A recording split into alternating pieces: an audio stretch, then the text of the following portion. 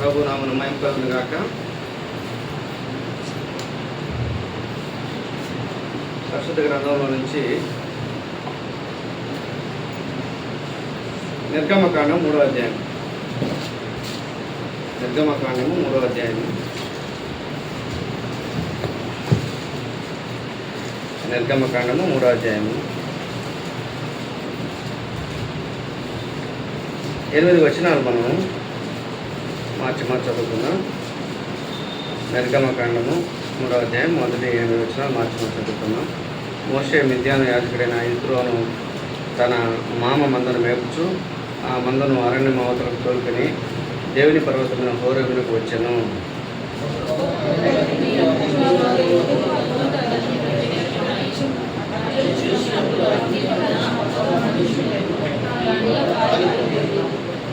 అప్పుడు మోషే ఆ పొద ఏళ్ళ కాలిపోలేదు, నేను ఆ తట్టు వెళ్ళి ఈ గొప్ప వెలుతును చూసుకున్నాను.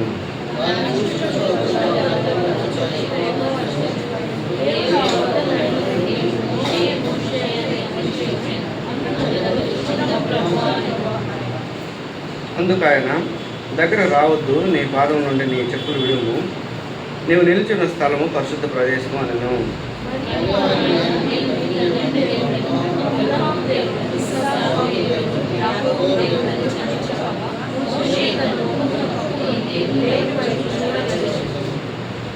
మరియు యెహోవా ఇట్లనెను, నేను ఐగుప్తులో నా ప్రజల బాధను నిశ్చయముగా చూచితిని. పనులలో తమ్మును కష్టపెట్టు వారిని బట్టి వారు పెట్టిన మొరను వింటిని, వారి దుఃఖములను నాకు తెలిసే ఉన్నవి.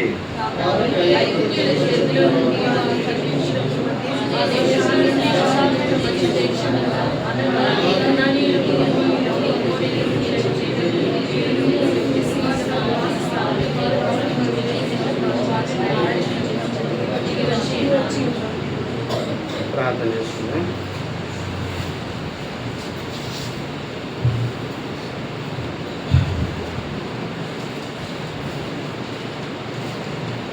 మహాపరిశుద్ధుడైన తండ్రి, సర్వకృపానిధికి దేవ, సర్వాధికారి తండ్రి, సర్వోన్నతనాదాయ దక్షిణ శాంతి కృపాసనిధిగా దేవ, మమ్మల్ని మిక్కులు ప్రేమించి పరలోకి మా తండ్రి, మీ ప్రియకుమారుడును మా ప్రాణప్రియుడైన యేసుక్రీస్తు వారి శ్రేష్ఠ దేవునామంలో ఈ మధ్యాహ్న సమయంలో ముస్లించి కనపట్టమైన పరుస్తున్నాం. ప్రభావ మమ్మల్ని అందరినీ కూడా సజీవులను ఎక్కడ ఉంచి తండ్రి నూతన ఎరుషలేము సంఘంలో ప్రభావ దేవుని మందిరంలో మీ పాసనిధిలో సాగిపడి మిమ్మల్ని ఆరాధించడానికి స్థుతించడానికి మమ్మల్ని అందరూ ఏకమనసు దయచేసి స్తోత్రం చెల్లించుకున్నాం.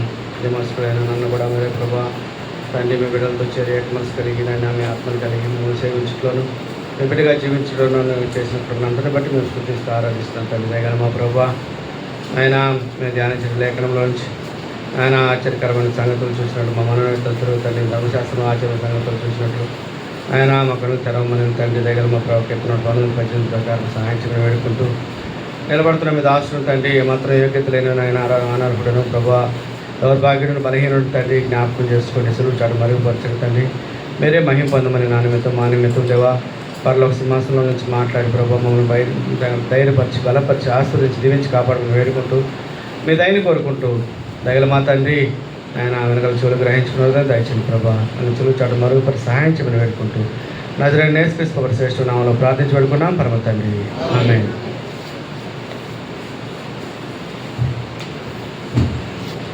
మన ధ్యానించినటువంటి లేఖనంలో నుంచి నిర్గమకాండ 3వ అధ్యాయంలో మనందరికీ తెలిసిన లేఖన భాగమే. మోషే మిద్యాను యాజకుడైన యిత్రో అను తన మామ మందను మేపుచు ఆ మందను అరణ్యంలో అవతల తోలుకొని దేవుని పర్వతమైన హోరేబునకు వచ్చాను. దేవుని పర్వతమైనటువంటి హోరేబు అనేటువంటి పర్వతము ఇజ్రాయెల్ దేశంలో అనేకటువంటి పర్వతాలు ఉన్నాయి. అనేటువంటి లెక్కలేనని కాదు కానీ మరి కర్మేల్ పర్వతము, అదేవిధంగా యెరూషలేము కూడా మరి పర్వత ప్రాంతంగా ఉంది. తర్వాత సియోను పర్వతము, అదేవిధంగా హోరేబు పర్వతము, ఇట్లా కొన్ని పర్వతాలు ఉన్నాయి. అయితే ఆ పర్వతానికి మిద్యాను దేశానికి వెళ్ళాడు. మరి మోషే మిద్యాను దేశానికి వెళ్ళిన తర్వాత మిద్యాను దేశంలో తన మామ అయినటువంటి యిత్రో యొక్క మందను మేపుచు ఆ హోరేబు పర్వతం దగ్గరికి వచ్చినప్పుడు దేవుడు ఆయనకి పొదలో నుంచి దర్శనమిచ్చినాడు. ఈ పొద మరి కాలిపోచున్నటువంటి ఒక పొదగా ఉంది.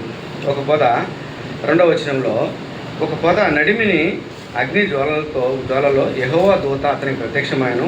అతడు చూచినప్పుడు అగ్ని వలన ఆ పొద మండుచుండెను, కానీ కాలిపోలేదు.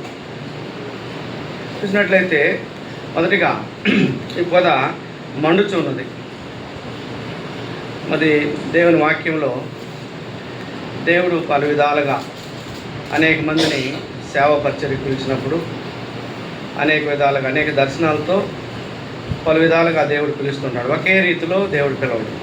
ఒకే రీతిలో దేవుని ఆరాధించాలా, ఒకే విధమైనటువంటి మరి ఆత్మను కలిగి ఉంటాము, ఒకే విధమైనటువంటి దేవుని ఆరాధిస్తాము, ఒకే విధంగా పరలోక సింహాసనాన్ని రాజు అయినటువంటి దేవుని దగ్గరికి పరలోక రాజ్యాన్ని ఒకే రాజ్యానికి అందరం చేరుతాం. కానీ పిలుపు అనేటువంటిది దర్శనం అనేది పలు విధాలుగా ఉంటుంది. అది దేవుని చిత్తానుసారంగా ఒక్కొక్కరిని ఒక విధంగా ఉంటుంది. అదేవిధంగా ఉపమాన రీతిలో ప్రభువైన యేసుక్రీస్తు వారు ఉపమాన రీతిలో కూడా దేవుని వాక్యాన్ని బోధిస్తూ అనేకమైనటువంటి ఉపమానం తీసుకున్నారు. మరి విత్తనముల యొక్క ఉపమానం ఉంటుంది. మంచి నేలను పట్టిన విత్తనాలు, ముళ్ళ పొదల్లో రాతి నేలను పట్టిన విత్తనాలు, ఇవన్నీ కూడా త్రోవ పక్కన పడిన విత్తనాల గురించి 4 ఉపమానాలు చెప్పారు ప్రభు. ఇలాగా దేవుని వాక్యము హృదయంలో వృద్ధి పొందాలంటే ఏ విధంగా మంచి నేల కలిగి ఉండాలనేటువంటి ఉపమాన రీతిలో ప్రభు బోధిస్తూ వచ్చినాడు. అదే రీతిగా ప్రతి ఒక్క సందర్భాన్ని బట్టి చూసినట్లయితే దేవుడు ఆది నుంచి కూడా ఉపమాన రీతిగా ఉదాహరణలు ఇస్తూ ఆ ఉదాహరణలో ఉన్నటువంటి పాఠాలు నేర్పిస్తూ మనకు ఆత్మీయ స్థితిలో మనం ఎదగడానికి, దేవుని నిత్య రాజ్యానికి వారసులు ఉండడానికి ప్రభు మన కృప చూపిస్తూ వస్తున్నాడు. మరి ప్రారంభ దినాల్లోనే దేవుడు ఆదియందు భూమి ఆకాశం సృష్టించిన దేవుడు, అలాగే ఆదికాండం తర్వాత నిర్గమకాండంలో మోషేను ఏర్పాటు చేసుకున్నటువంటి దేవుడు మోషేను ఏ రీతిగా ఏర్పాటు చేసుకున్నాడు అనేటువంటిది మోషేకి ఇచ్చినటువంటి దర్శనం.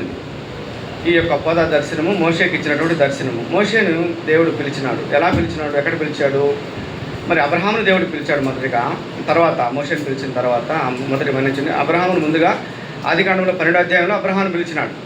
అబ్రహామును పిలిచిన దేవుడు ఆయన అబ్రహాము విగ్రహారాధికుడు. వారి యొక్క తండ్రి హారాను విగ్రహాలు తయారు చేసుకుని అమ్ముకునేటువంటి విగ్రహారాధికుడు. కనాన్ దేశంలో ఉన్నటువంటి అబ్రహామును దేవుడు పిలిచినాడు. పిలిచిన తర్వాత ఆయన్ను వాగ్దానం ఇచ్చి ఆయన్ను దేవుడు ఏర్పాటు చేసుకుని ఆయనకి వాగ్దానం ఇచ్చి నడిపించినాడు.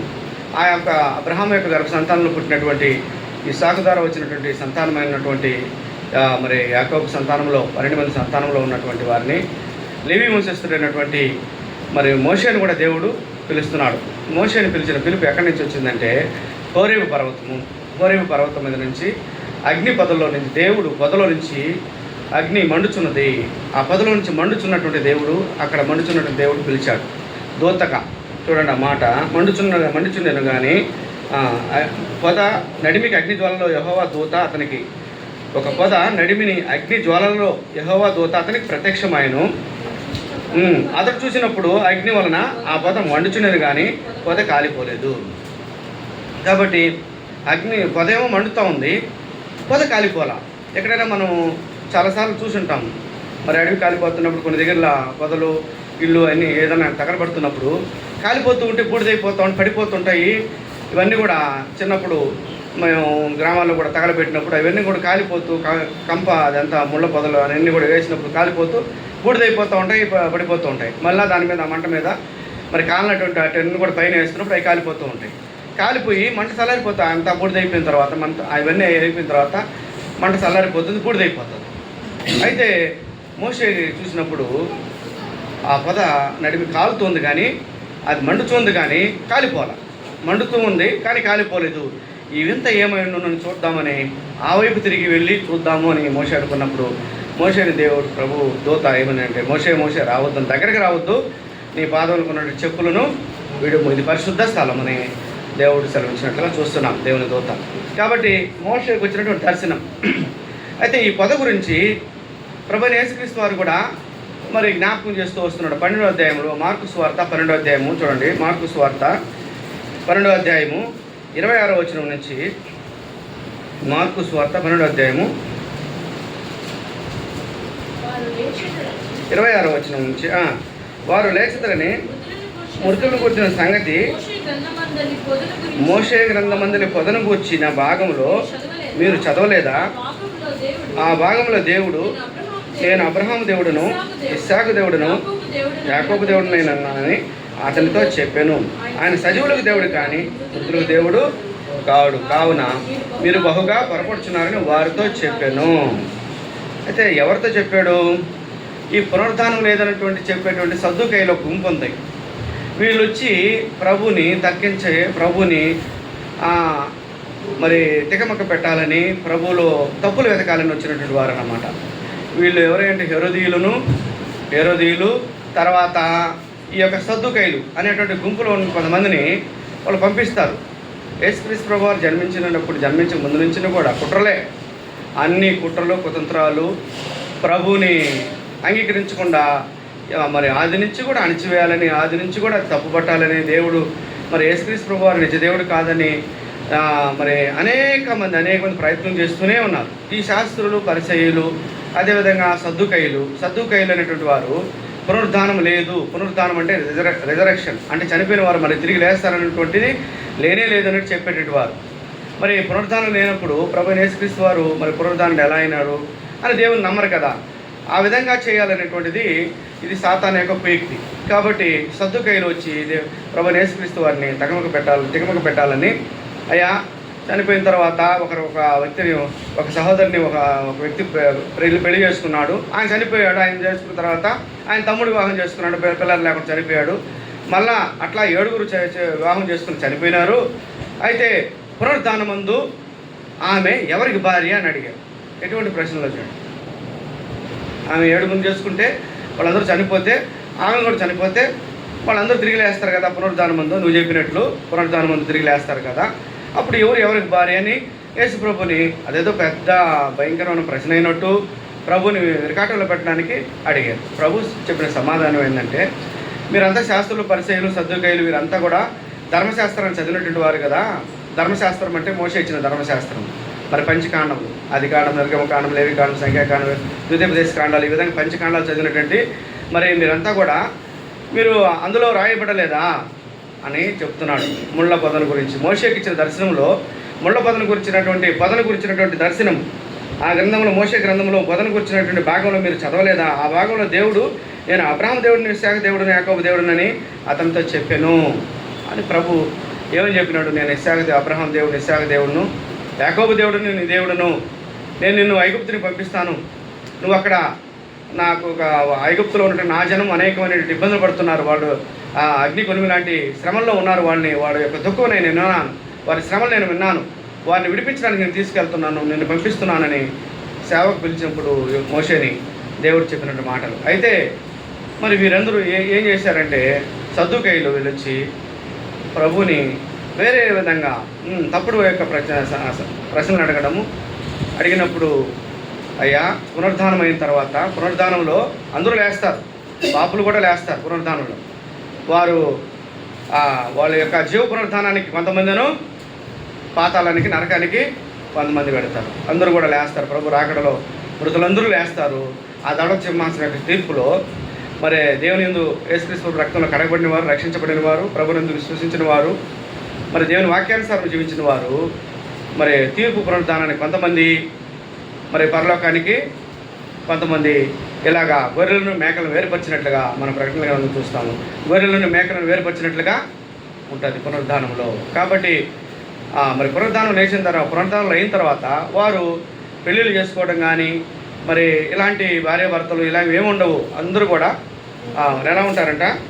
దేవుని దూతల వలె ఉంటారు. దేవుడు వారికి మృతులకు దేవుడు మృతులకు సజీవులకు దేవుడే కానీ మృతులకు దేవుడు కాదు అని యేసుక్రీస్తు ప్రభువు వారు ఈ పదం గురించినటువంటి ఉపమానాన్ని తీసుకొని, ఆ యొక్క లేఖనాన్ని తీసుకొని వారికి సద్దుకైలకి సమాధానం చెప్పినట్లుగా చూస్తున్నాం. కాబట్టి యేసుక్రీస్తు ప్రభువు వారు కూడా ఈ యొక్క పొదను గురించినటువంటి ఉపమానాన్ని, పొదను గురించినటువంటి అంశాన్ని మరి మార్కు సువార్త 12వ అధ్యాయంలో తీసుకొచ్చాడు. అంతేకాదు చూడండి, లూకాసు మరి అపోస్తల కార్యంలో కూడా, అపోస్తల కార్యంలో 7వ అధ్యాయంలో, అపోస్తల కార్యం 7వ అధ్యాయం, అపోస్తల కార్యం రాసింది ఎవరు? అపోస్తల కార్యాన్ని రాసింది ఎవరంటే లూకా అనేటువంటి వైద్యుడు, డాక్టర్. ఈయన అపోస్తల కార్యము లూకా సువార్తను, అదేవిధంగా అపోస్తల కార్యాన్ని కూడా లూకా రాసినట్లుగా మరి బైబిల్ పండితులు చెప్తున్నారు. కాబట్టి లూకా సువార్త, లూకా రాసినటువంటి అపోస్తల కార్యంలో 7వ అధ్యాయం 30వ వచనం నుంచి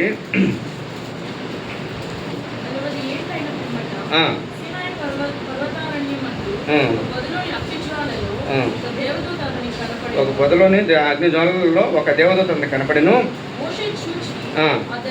ఆ దర్శనం ఆశ్చర్యపడి దాన్ని నిదానించుటకు దగ్గర రాగా అబ్రహాము ఇస్సాకు యాకోబు దేవుడును అని ప్రభు వాక్కు వినబడెను. తెగింపలేదు.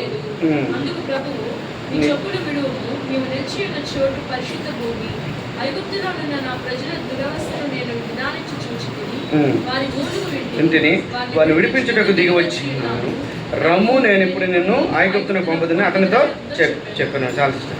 కాబట్టి మరి ఈ విధంగా మోషేకి దేవుడు ఏ విధంగా దర్శనం ఇచ్చినాడో, మోషేని ఏ విధంగా సేవకు పిలిచినాడో అనే మాటను అపోస్తలుల కార్యంలో కూడా లూకా ప్రస్తావిస్తూ వస్తున్నాడు. ఈ విధంగా మరి మోషేకి ఎలాంటి దర్శనం కలిగింది, ఐగుప్తులో ఉన్నటువంటి తన ప్రజలను రక్షించడానికి ఎవరిని పిలుచుకున్నాడు, మరి ఎలా మోషేకి ఎలాగా దర్శనం వచ్చింది, ఎక్కడ వచ్చింది నేను అని చూసినప్పుడు మోషే ఆ మాట విని పారిపోయి మిద్యాను దేశంలో పరదేశింది. అక్కడ ఇద్దరు కుమారులు కలిగాను. 40 ఏండ్ల వాడైన పిమ్మట సినాయి పర్వతం ముందు ఒక పొదలోని అగ్ని జ్వాలల్లో ఒక దేవదూత అతనికి అగుపడెను అని అపోస్తల కార్యంలో 7వ అధ్యాయం 30వ వచనం నుంచి కూడా ఈ యొక్క అపోస్తలు కూడా, అంటే దేవుని యొక్క శిష్యులు కూడా, యేసుక్రీస్తు ప్రభువు వారి శిష్యులు కూడా ఆ పొదను గురించినటువంటి విషయాన్ని ప్రస్తావిస్తూ వస్తున్నారు. ఎందుకంటే ఒక అంశం ద్వారా మరి ఎందుకు ఈ పొద మండుచున్నది, ఇది ఆరిపోలేదు, మరి ఇది ఆరిపోలేదు, ఇది మండుచున్నది అనేటువంటిది అంశం మీద ప్రభు యేసుక్రీస్తు ప్రభువు వారు యేసుక్రీస్తు ప్రభువు వారు ఒక సమాధానం ఇచ్చాడు. అదేవిధంగా అపోస్తులైనటువంటి శిష్యులు కూడా, అపోస్తుల్లో ఉన్నటువంటి ఒకటైనటువంటి లూకా రాసినటువంటి పత్రిక, లూకా రాసినటువంటి అపోస్తుల కార్యంలో కూడా 7వ అధ్యాయం 30వ వచనంలో కూడా ఆ మాట మోషేకి ఇచ్చిన దర్శనాన్ని గురించి ప్రస్తావిస్తూ వస్తున్నారు. మరి ఈ రీతిగా చెప్తున్నప్పుడు దేవుని గ్రంథంలో అనేకమైనటువంటి మరి చెట్లు పుట్లు కావచ్చు, అదేవిధంగా జంతువులు కావచ్చు, గాడిద గురించి మరి బిలాముకు గాడిద బుద్ధి చెప్పినట్లు కానీ, కాకి ఏలియాను పోషించినట్టు, కాకి ఆహారం తీసుకెళ్ళి ఏలియాను పోషించినట్లు కానీ, అదేవిధంగా మరి జంతువులు కావచ్చు, పక్షులు కావచ్చు, ఈ రీతిగా అన్నిటినీ దేవుడు ఆదికాండంలో చూసినట్లయితే పావురాన్ని విడిచిపెడతాడు. నల్ల పావురాన్ని విడిచిపెట్టినప్పుడు అది ఒలివ మొక్కను తుంచుకొని వచ్చి చూపించడము నోవాహు ఓడలో నుంచి, ఇలా కాకిని విడిచిపెట్టడము, ఇలాగ జంతువులను కూడా ప్రస్తావిస్తూ వస్తున్నాడు. ప్రతి విషయం కూడా మరి మనం దేన్ని కూడా కొట్టివేయడానికి, దేన్ని కూడా నిర్లక్ష్యం చేయడానికి కాదు. ఎందుకనంటే ప్రతి ఒక్క దాని నుంచి మనం ఒక పాఠం దేవుడు మనం నేర్పిస్తూ వస్తున్నాడు. ఏదో ఒక అంశాన్ని ఎందుకు ప్రభు ప్రస్తావిస్తూ వచ్చాడు. 3 దగ్గరలో ప్రస్తావించాడు పొద గురించి. లేవికాండము, నిర్గమకాండం 3వ అధ్యాయంలోను, అదేవిధంగా మార్కు సువార్త 12వ అధ్యాయంలోను, అపోస్తల కార్యములు 7వ అధ్యాయంలో కూడా 3 దగ్గరలా ప్రస్తావిస్తూ వస్తున్నాడు ప్రభు. మరి 3 దగ్గరలా ఉంది అని అంటే అది ప్రాముఖ్యత ఏంటి, ఆ పొద గురించిన ప్రాముఖ్యత ఏంటంటే, నాకు ఇచ్చిన దేవుడు తలంపుల ప్రకారం ఒక 5 అంశాలుగా నేను 5 విషయాలుగా మరి నోట్స్ ప్రిపేర్ చేసుకున్నాను ప్రార్థన చేసుకొని. కాబట్టి ప్రియమైన వాళ్ళ మొదటిగా చూసినట్లయితే మరి కాలిపోయినటువంటి పొద, మండుచున్నటువంటి పొద, this is bush of burning. అది మండుచున్నటువంటి పొద. ఈ మండుచున్నటువంటి పొద దేనికి సాదృశ్యంగా ఉంది అని అంటే, పొద మండుతుంది. దేనితో మండుతుంది? మంట అంటే దేనిది? అగ్ని కదా, వెలుతురు కాదు కదా. లైట్ లేసి మండించడం, లైట్ వెలుగుతుంది, వెలుతురిస్తుంది. అగ్ని ఏం చేస్తుంది? మండుతుంది. కాబట్టి మండుతుంది, పొద మండుతున్నటువంటి పొద, బర్నింగ్ బుష్. కాబట్టి ఆ మండుతున్నటువంటి పొద దేనికి సాదృశ్యంగా ఉందంటే 2 విషయాలు చూడొచ్చు. ఒకటి, మంట అనేటువంటిది అగ్ని దేవునికి సాదృశ్యము. రెండోది, అగ్ని ఆత్మకు, దేవుని యొక్క ఆత్మకు సాదృశ్యము. ఆత్మీయంగా చూసినట్లయితే అపోస్తల కార్యములు 1వ అధ్యాయం చూడండి. అపోస్తల కార్యములు 1వ అధ్యాయము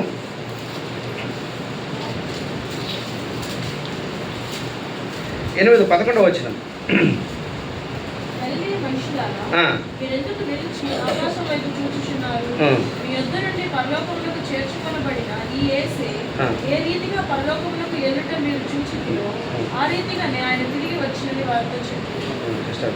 పైన ఉన్నటువంటి అపోస్తల కార్యములు 1వ అధ్యాయము పరిశుద్ధాత్మ మీ మీద దిగి వచ్చిన 8వ వచనం పైన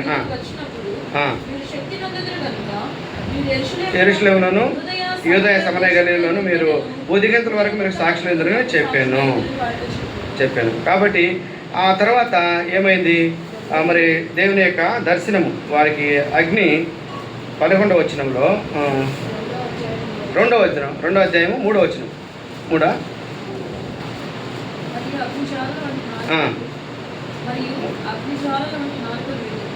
అది కనబడి పురాలగా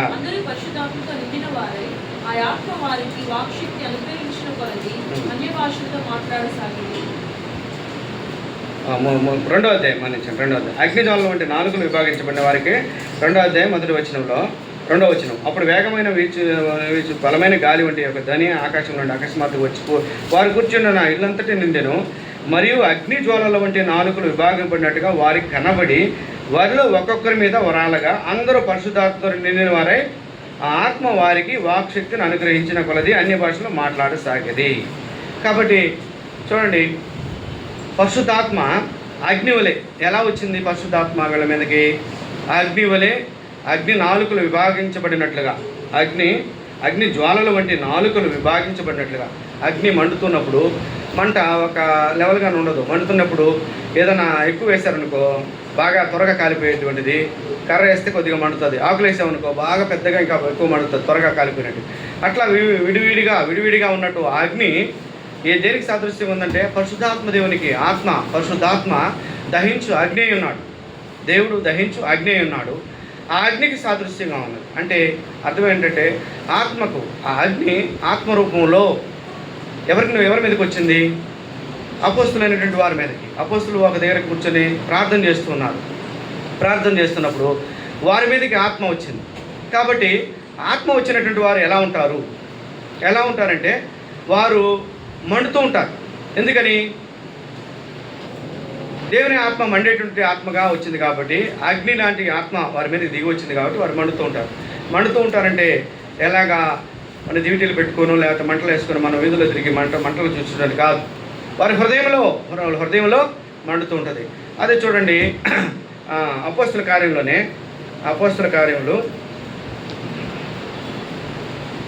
బంధించిన అపోస్తుల కార్యాలు కాదు, లూకాసు వార్త 24వ అధ్యాయం.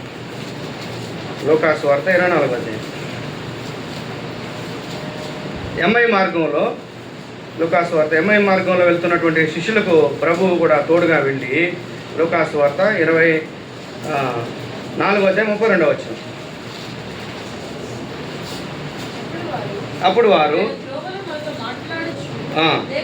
లేఖనములను మనకు బోధించినప్పుడు మన హృదయం మనలో మండుచుండలేదా అని ఒకరితోనా కూడా చెప్పుకునేది. హృదయం మండుచుండదలేదా అనే మాట ఎందుకు వాడారు? మన హృదయంలో బాధ కలిగిందా లేదా అనేది చెప్పలా. దేవుని వాక్యము హృదయంలో ఏం చేస్తుందంట? బాధ కలిగించడం, దిగులు కలిగించడం, వ్యసనం కలిగించడం కాదు. దేవుని వాక్యం హృదయంలో ఏ విధంగా? దేవుని వాక్యం విన్నప్పుడు ప్రభువు నోట దేవుని వాక్యం విన్నటువంటి ఎంఐ మార్గంలో పోయేటువంటి క్లైఫా అనేటువంటి సహోదరుడు, మరి సహోదరుడు విన్న మాటలు ఏ విధంగా ఉన్నాయంటే, విన్న తర్వాత వారి హృదయంలో మండుచుండలేదా? మన హృదయంలో ఆయన బోధలు లేఖనములను మనకు బోధించినప్పుడు మన హృదయంలో మనలో మండుచుండలేదా అని ఒకరితోనొకడు చెప్పుకునేది. కాబట్టి దేవుని వాక్యము మండిస్తుంది. దేవుని వాక్యం హృదయంలో మండిస్తుంది. దేవుని యొక్క ఆత్మ హృదయంలో మండిస్తుంది. చల్లారిపోతే ఏముంటుందిలే, చల్లారిపోయిన వాళ్ళకి ఆ మంటే తెలియదు. ఎందుకనంటే హృదయంలో భారం. ఎందుకని? ఆ హృదయంలో భారం అనేటువంటి లేకపోతే, ఆ హృదయంలో మంట అనేది లేకపోతే, ఎక్కడో ఇంగ్లాండ్ దేశంలో పుట్టినటువంటి విలియం కేరీ, ఆయన తన చెప్పులు తయారు చేసి చెప్పులు కుట్టుకుంటున్నటువంటి విలియం కేరీ ఇంగ్లాండ్ దేశంలో భారతదేశాన్ని చర్మంలో ఒక భారతదేశాన్ని పటాన్ని పెట్టి, ప్రభువా సేవ్ ది ఇండియా అనేటువంటిది, ఇండియాని రక్షించము, ఇండియాలో ఉన్న వారందరిని దీవించము, ఆశీర్వదించమని ప్రార్థన చేస్తూ దేవుడు ఆయనకి ఇచ్చిన భారాన్ని బట్టి ఇంగ్లాండ్ దేశాన్ని నుంచి వదిలిపెట్టి ఇండియాకు వచ్చి ఎంత కష్టపడ్డాడో మనందరికీ తెలుసు. విలియం కేరీ గురించి తెలిసిన వారు, చదివిన వారు, అనేక మంది దైవజనుల ద్వారా విన్నవారు. ఎందుకంటే విలియం కేరీ తన యొక్క కుమారుని పోగొట్టుకుని తన బిడ్డను చనిపోయిన తర్వాత కూడా పూడ్చిపెట్టుకోవడానికి తనే పోయి, ఎవరు రాకపోతే తన భార్య పిచ్చిదై మెంటలైపోతే ఎంతో వేదన పడి చనిపోయినాడు, తన కుమారుడిని పాతి పెట్టుకున్నాడు, అనేక ఇబ్బందులు పడ్డాడు. మరి అనేక చూస్తున్నాం. ఎందుకు ఆయన ఆ దేశాన్ని వదిలిపెట్టి, ఆ దేశంలో ఏమన్నా ఆయన తిండి దొరకలేదా, లేకపోతే ఏమన్నా ఉద్యోగం లేదా, లేకపోతే మన దేశంలో బ్రతకడానికి వచ్చినాడా, లేకపోతే ఏంటి పరిస్థితి ఏంటంటే ఆ అగ్ని, పరిశుద్ధాత్మ హృదయంలో మంట, పరిశుద్ధాత్మ ఒక్కొక్కరిని ఒక విధంగా ఏర్పాటు చేసుకుంటుంది. పరిశుద్ధాత్మ దేవుడు ఒక్కొక్కరిని ఒక్కొక్క సేవకు పిలుస్తాడు. పరిశుద్ధాత్మ దేవుడు దర్శనాలు ఒక్కొక్కరికి ఒక్కొక్క రీతిలో ఉంటాయి. కాబట్టి ప్రియమైన వాళ్ళ చూడండి, మరి ఆ రీతిగా మోషేకు ఉన్నటువంటి ఆ యొక్క మంట, మోషేను అగ్ని జ్వాలలో నుంచి దర్శించినటువంటి దేవుడు, మోషే మాట మాంద్యం కలిగినటువంటి వాడు, కొంచెం నత్తోడు అయినా ఆయన నిన్ను ఐగుప్తుకు పంపించినాడు. ఐగుప్తుకు పోవాలంటే మోషేకి భయంగా ఉండేది. ఎందుకంటే మోషే ఐగుప్తులో ఒక మర్డర్ చేసి వస్తాడు. ఎందుకంటే అక్కడ ఐగుప్తుని ఒకరిని చంపేసి మట్టిలో ఇసుకలో పాతి పెట్టేసి మిద్యాన్ దేశానికి పారిపోతాడు, అందరికీ తెలిసిన విషయం. అయితే మరలా ఐగుప్తుకి వెళ్ళాలంటే భయపడేవాడు. చిన్న వయసులో ఐగుప్తులోనే పుట్టాడు, కానీ అక్కడికి వెళ్ళడానికి భయపడిన వ్యక్తిగా ఉన్నాడు. అయితే దేవుడు దర్శనమిచ్చి ఆయనను ఒక గొప్ప కార్యానికి, తన రాజ్యానికి, దేవుని రాజ్యానికి ఏర్పాటు చేసుకోవడానికి, తన రాజ్యంలో వారసులుగా ఉండడానికి, తన రాజ్యానికి అందరిని పిలిస్తే అందరిని పిలిచినట్టు అందరూ అర్హులు కాదు. అది సమస్య. ఈ సృష్టిలో దేవుడు సృష్టికర్త, అందరిని సృష్టించినాడు, అందరిని ఆశీర్వదిస్తున్నాడు, అందరికి అన్ని ఈవులు ఇస్తున్నాడు, బిడ్డలను ఇస్తున్నాడు, మరి ఆశీర్వదిస్తున్నాడు. అయితే ఈ లోకంలో పుట్టినటువంటి ప్రతి ఒక్కరు కూడా పరలోకానికి పాత్రలు కాదు. ప్రాబ్లం అక్కడ. ఎందుకు పరలోకానికి పాత్రలు కాదంటే, ఎవరు ఆయన యందు విశ్వాసం ఉంచుతారో వారు ఆయన బిడ్డలు అవుతారు. కండిషన్స్ ఉన్నాయి. ఎవరైతే ఆయన అంగీకరిస్తారో, ఆయన యందు విశ్వాసం ఉంచుతారో వారే ఆయన బిడ్డలు అవుతారు. అంతేగాని ప్రతి ఒక్కరు ఆయన బిడ్డలు కాదు. ఆయన సృష్టించిన వాళ్ళందరూ కూడా ఆయన బిడ్డలు కాదు.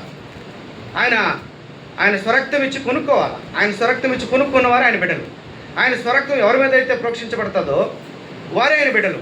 ఈ లోకంలో ఉన్నటువంటి మరి 800 కోట్ల మంది జనాభా, సుమారు 800 కోట్ల మంది జనాభా ఆయన బిడ్డలు కాదు. ఎందుకనంటే ఆయన అందరినీ సృష్టించినాడు, మరి సృష్టికర్తే, ఆయన బిడ్డలే. కానీ ఆయన రాజ్యంలో, పరలోక రాజ్యంలో ఆయన బిడ్డలుగా ఉండడానికి ఆయనందు విశ్వాసం ఉంచి, ఆయనను హృదయంలో అంగీకరించి, నోటితో ఒప్పుకొని రక్షణ పొందిన వారే పరలోక రాజ్యానికి పాత్రలు. కాబట్టి ఈ కండిషన్స్ అప్లై అవుతాయి. ప్రైజ్ వస్తుంది, గిఫ్ట్ ఇస్తుంది అంటారు అందరూ. పట్ల కొన్న వాళ్ళందరికీ కూపన్లు ఇస్తారు. ప్రైజ్లు ఎవరికి వస్తాయి? లక్కీ డ్రాలో తీసిన వాళ్ళకి. అట్లా మనకు లక్కీ డ్రాని కాదు, కానీ దేవుని చిత్తానుసారంగా ఎవరైతే ఆయన వాక్యానుసారంగా జీవిస్తారో, ఆయన్ని విశ్వసిస్తారో, నమ్ముతారో, రక్షణ పొందుతారో, నోటితో ఒప్పుకొని హృదయం ముందు విశ్వసిస్తారో, రోమపత్రికలో చెప్పినట్లుగా ఆ రీతిగా నమ్మి బాప్తిజం పొంది రక్షణ పొందుతారో, దేవుని వాక్యానుసారంగా జీవించి ఆయన హత్తుకొని జీవిస్తారో వారికి మాత్రమే పరలోక రాజ్యంలో ఆయనతో కూడా సదాకాలం ఉండేటువంటి భాగ్యం ఉంటుంది. మరి అలాంటి కండిషన్స్ మర్చిపోయి అందరూ ఒకటే, అంతా ఒకటే,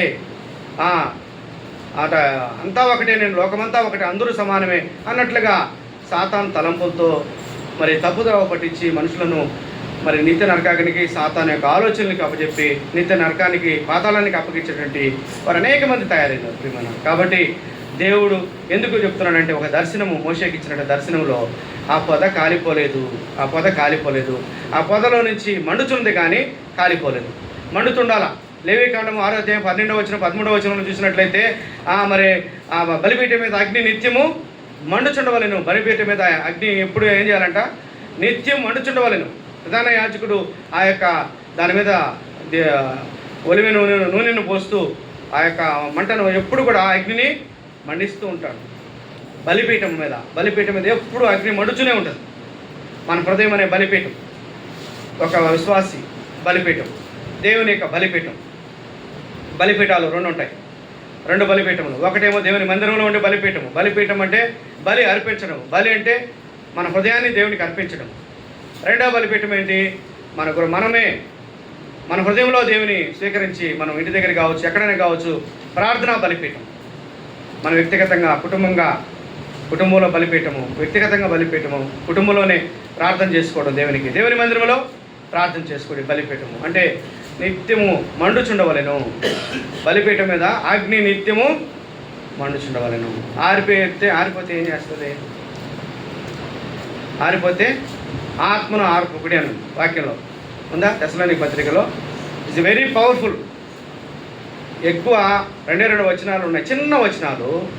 జీసస్ వెప్ట్ అనేటువంటిది, యేసుక్రీస్తు ప్రభువు కన్నీరు విడిచెను, జీసస్ వెప్ట్ అనేటువంటిది ఎంత పవర్ఫుల్ వర్తమానాలు ఉన్నాయి. అయితే అదేవిధంగా ఆత్మను ఆర్పకుడి.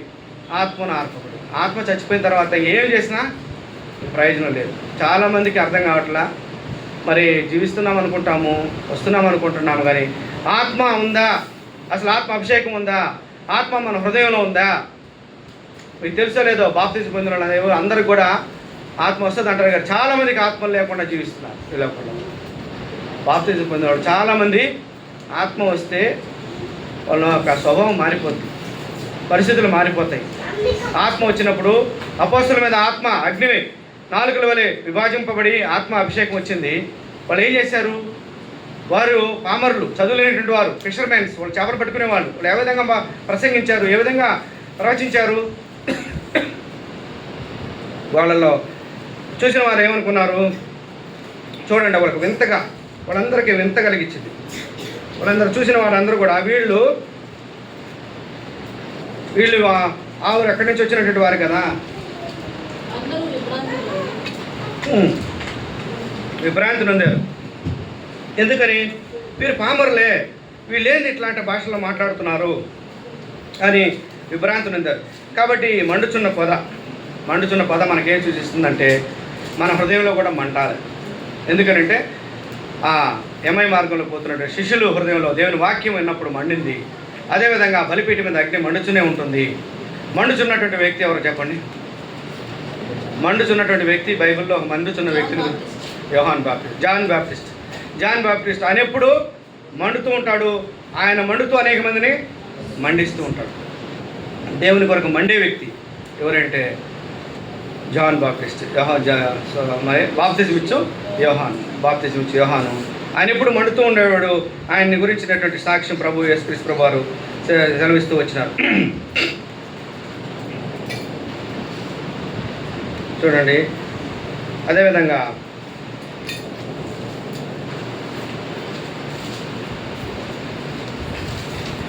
జాన్ బాప్టిస్ట్ గురించినటువంటి యోహాను సువార్త 5:35 ప్రభువే యోహాను గురించి సాక్ష్యం ఇస్తూ వచ్చినాడు.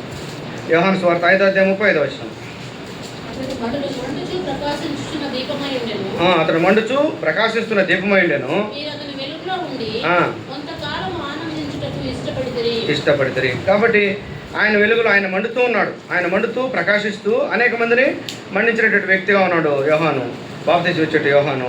ఆ యోహాను గురించి ప్రభు సాక్ష్యం ఇస్తూ యోహాను సువార్త 5:35 కాబట్టి ఆయన కొంతకాలం మీరు అతను మండుచు ప్రకాశించున్న దీపమై ఉండెను, మీరు అతని వెలుగులో నుండి కొంతకాలం ఆనందించుటకు ఇష్టపడుతుంది. కొంతకాలం కాబట్టి కొంతకాలము ఆయనతో ఉండడానికి, ఆ వెలుగులో ఉండడానికి ఇష్టపడ్డారు. తర్వాత తప్పిపోయినారు. కాబట్టి తప్పిపోయిన తర్వాత ప్రభు యేసుక్రీస్తు వారు వచ్చారు. యేసుక్రీస్తు ప్రభు వారు ఆ యొక్క యోహాను గురించి ఇస్తున్నట్టు సాక్ష్యం. కాబట్టి మండుచూ ఉన్నటువంటి ఆ పదం అనే మండుచూ ఉండాలి. ఆ మండుచున్నటువంటి పొద, బర్నింగ్ బుష్ అనేటువంటిది ఒక సంఘానికి సాదృశ్యము, ఒక వ్యక్తి యొక్క ఆత్మీయ జీవితానికి, ఒక విశ్వాసికి కూడా సాదృశ్యమే. వాక్యము మంట కలిగించేటువంటి దేవుని వాక్యం మంటకు, అగ్నికి సాదృశ్యం. దేవుని ఆత్మకు సాదృశ్యము, దేవుని ఆత్మకు ఫైర్, మంట. ఆ మంట అనేటువంటిది దేవుని వాక్యం, వర్డ్ ఆఫ్ గాడ్కి సాదృశ్యం. అదేవిధంగా హోలీ స్పిరిట్, పరిశుద్ధాత్మ దేవుని కూడా సాదృశ్యమైనది. కాబట్టి ఈ మండుచున్నటువంటి పొద మనకేం నేర్పిస్తుందంటే మనం కూడా ఎప్పుడూ మండుచుండాలా. ఆరిపోయినటువంటి జీవితం ఉండకూడదు, చల్లారిపోయినటువంటి జీవితం ఉండకూడదు. మండుచూ ఉండాలా. వెచ్చగానైనా చల్లగానైనా ఉండగా, నులివెచ్చగా ఉంటే నేను నా నోటి నుంచి ఉమ్మి వేస్తాను అన్నాడు ప్రకటన గ్రంథంలో ప్రభు. కాబట్టి మనము మండుచున్నటువంటి ఆ యొక్క పొదవలే మన హృదయాలు, మన జీవితాలు ఉన్నట్లు మనం ప్రభుకు సమర్పించుకున్నాం. రెండోదిగా చూసినట్లయితే చూడండి, కాలిపోయినటువంటి పొదగా ఆ 3వ వచనంలో 3వ అధ్యాయము నిర్గమకాండం 3వ అధ్యాయంలో కాలిపోయినటువంటి పొద చూడండి. 3వ వచనము, అప్పుడు మోషే ఆ పొద ఏల కాలిపోలేదు, నేను ఆ తొట్టి వెళ్ళి ఆ గొప్ప వింతను చూచేదనను అనుకున్నాను. కాలిపోని పొద. మరి కాలిపోని పొద ఏంటి? పొద మండుతుంది, కాలిపోలేదు అంటే అర్థం ఏంటంటే ఈ లోకంలో ఎవరు మండారు? యోహాను మండారు. యోహాను మండుతూ ఆయన అనేక మందిని వెలిగించినాడు. ఆయన మండుతూ ఉన్నాడు. కాలిపోయినాడంటే ఎప్పుడు కాలిపోయినాడు? ఆయన కాలిపోలేదు, ఆయన వాక్యం అట్టే నిలిచింది. ఆయన మంట అనేక మందికి రగులుకుంది. ఆ మంట ఇప్పటికీ మండుతూనే ఉంది. యోహాను చంపేశారు, చిరఛేదం చేశారు. ఆ తర్వాత ఆ మంట ఆగిపోయిందా? యోహానుకు వచ్చిన మంట ఆయన దేవుడు ఆయన మార్గం సరళం చేయడానికి వచ్చినటువంటి దూత ఆయన మనకు రాబోతున్నాడు, ఆయన చెప్పుల వారు ఇప్పటికైనా నన్ను అర్హుని కాదని చెప్పాడు యోహాను. ప్రభు గురించి సాక్ష్యము. ఆయన చేసినటువంటి సేవా పరిచర్య. ఆయన చంపేశారు. చంపేసిన తర్వాత ఏ రోజు చంపించేశాడు. తల శిరఛేదనం చేశారు. అయిన తర్వాత ఆయన యొక్క మరి మంట చల్లారిపోయిందా? లేదు. ప్రపంచంలో అనేక మందిని చంపేస్తున్నారు యేసు ప్రభువుని ప్రకటించిన వారిని. అందుకని ప్రభు నామము ఆగిపోయిందా? ఆయన చంపినటువంటి దేశాలు, ఆయన బిడ్డలను హింసించినటువంటి ఇటలీ దేశంలో హింసించినట్టుగా ప్రపంచంలో ఎవరు హింసించలే. హిట్లర్ 16,000 మందిని చంపేశాడు. అది కాన్సన్ట్రేషన్ క్యాంప్ అని పెట్టి అనేక మందిని యూదులను పట్టుకొచ్చి దేవుని యేసు ప్రభుని ఆరాధించే వారు అందరిని తీసుకొచ్చి చంపించేశాడు. సింహాలు బోన్లు వేసి సింహాలకి నూనెలు పోసి విషవాయువులు వదిలి అనేక విధంగా మరి నానా రకాలుగా వాళ్ళందరినీ చంపేశారు. 60 లక్షల మందిని పైగా పట్టుబెట్టుకున్నాడు హిట్లర్. ఆయన ఏమన్నా ఉటికట్టుగానే ఎత్తుకొని పోయినాడు మొత్తానికి? ఆయన ఏమన్నా ఆయన ప్రపంచానికి సాధించిన వాడు ఏమన్నా అయ్యాడా? తనకు తానే ఆత్మహత్య చేసుకొని చనిపోయాడు. భ్రష్టమనేది చనిపోయాడు, నరకానికి వెళ్ళిపోయినాడు. కానీ ఆ ఇటలీ దేశం ఈరోజు క్రైస్తవ దేశంగా, క్రీస్తును ఆరాధించే దేశంగా ఏర్పడింది. ఆ దేశం యొక్క భక్తి ఎప్పుడు చూసామంటే నిజంగా కరోనాలో చూసినప్పుడు అనేక మరి సోషల్ మీడియాలో కరోనా వచ్చినప్పుడు ఇటలీ దేశంలో రోడ్ల మీద మొకాళ్ళ నుంచి జీసస్ జీసస్ అంటూ ప్రభు అంటూ ఎంత వేదనతో అల్లాడిపోతూ ప్రార్థన చేస్తూ వచ్చినారో ఎంత ఆశ్చర్యకరమో చూడండి. ఒకప్పుడు అదే ఇటలీ దేశంలో కాన్సన్ట్రేషన్ క్యాంపు జర్మనీ ఇటలీలో కాన్సన్ట్రేషన్ క్యాంప్ పెట్టి ఇటలీలో చంపేసినటువంటి వారు దేవుని బిడ్డల్ని. ఆ యొక్క దేశాలన్నీ కూడా ఇప్పుడు దేవుని ఆరాధించే దేశాలు, అనేకమైనటువంటి క్రీస్తుని ఆరాధించే దేశాలుగా మారిపోయినాయి. కాబట్టి మరి ఆ మండుచున్నటువంటి వింత పొద కాలిపోని పొద అగ్నికి 2 రకాలుగా ఉన్నాయి. అగ్ని అనేటువంటి శ్రమలకు సాదృశ్యంగా ఉన్నది. అగ్ని వంటి శ్రమలు అని ఉన్నది. అగ్ని వంటి శ్రమలు, అగ్ని దహించే అగ్ని దేవునికి ఈజ్ ఏ పవర్ఫుల్ గాడ్, దేవునికి సాదృశ్యంగా ఉన్నది. కాబట్టి చూడండి, అగ్ని శ్రమలకు 1 పేతురు 4:12 చూస్తే 1 పేతురు 4:12 1 పేతురు 4:12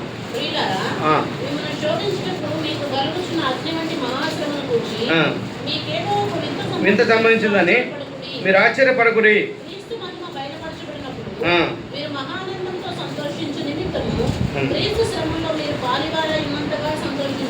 అది కాబట్టి ఏదో ఒక ఇన్సిడెంట్ జరిగినా, ఒక సమస్య వచ్చినా ఇది వింతని అనుకోవద్దు.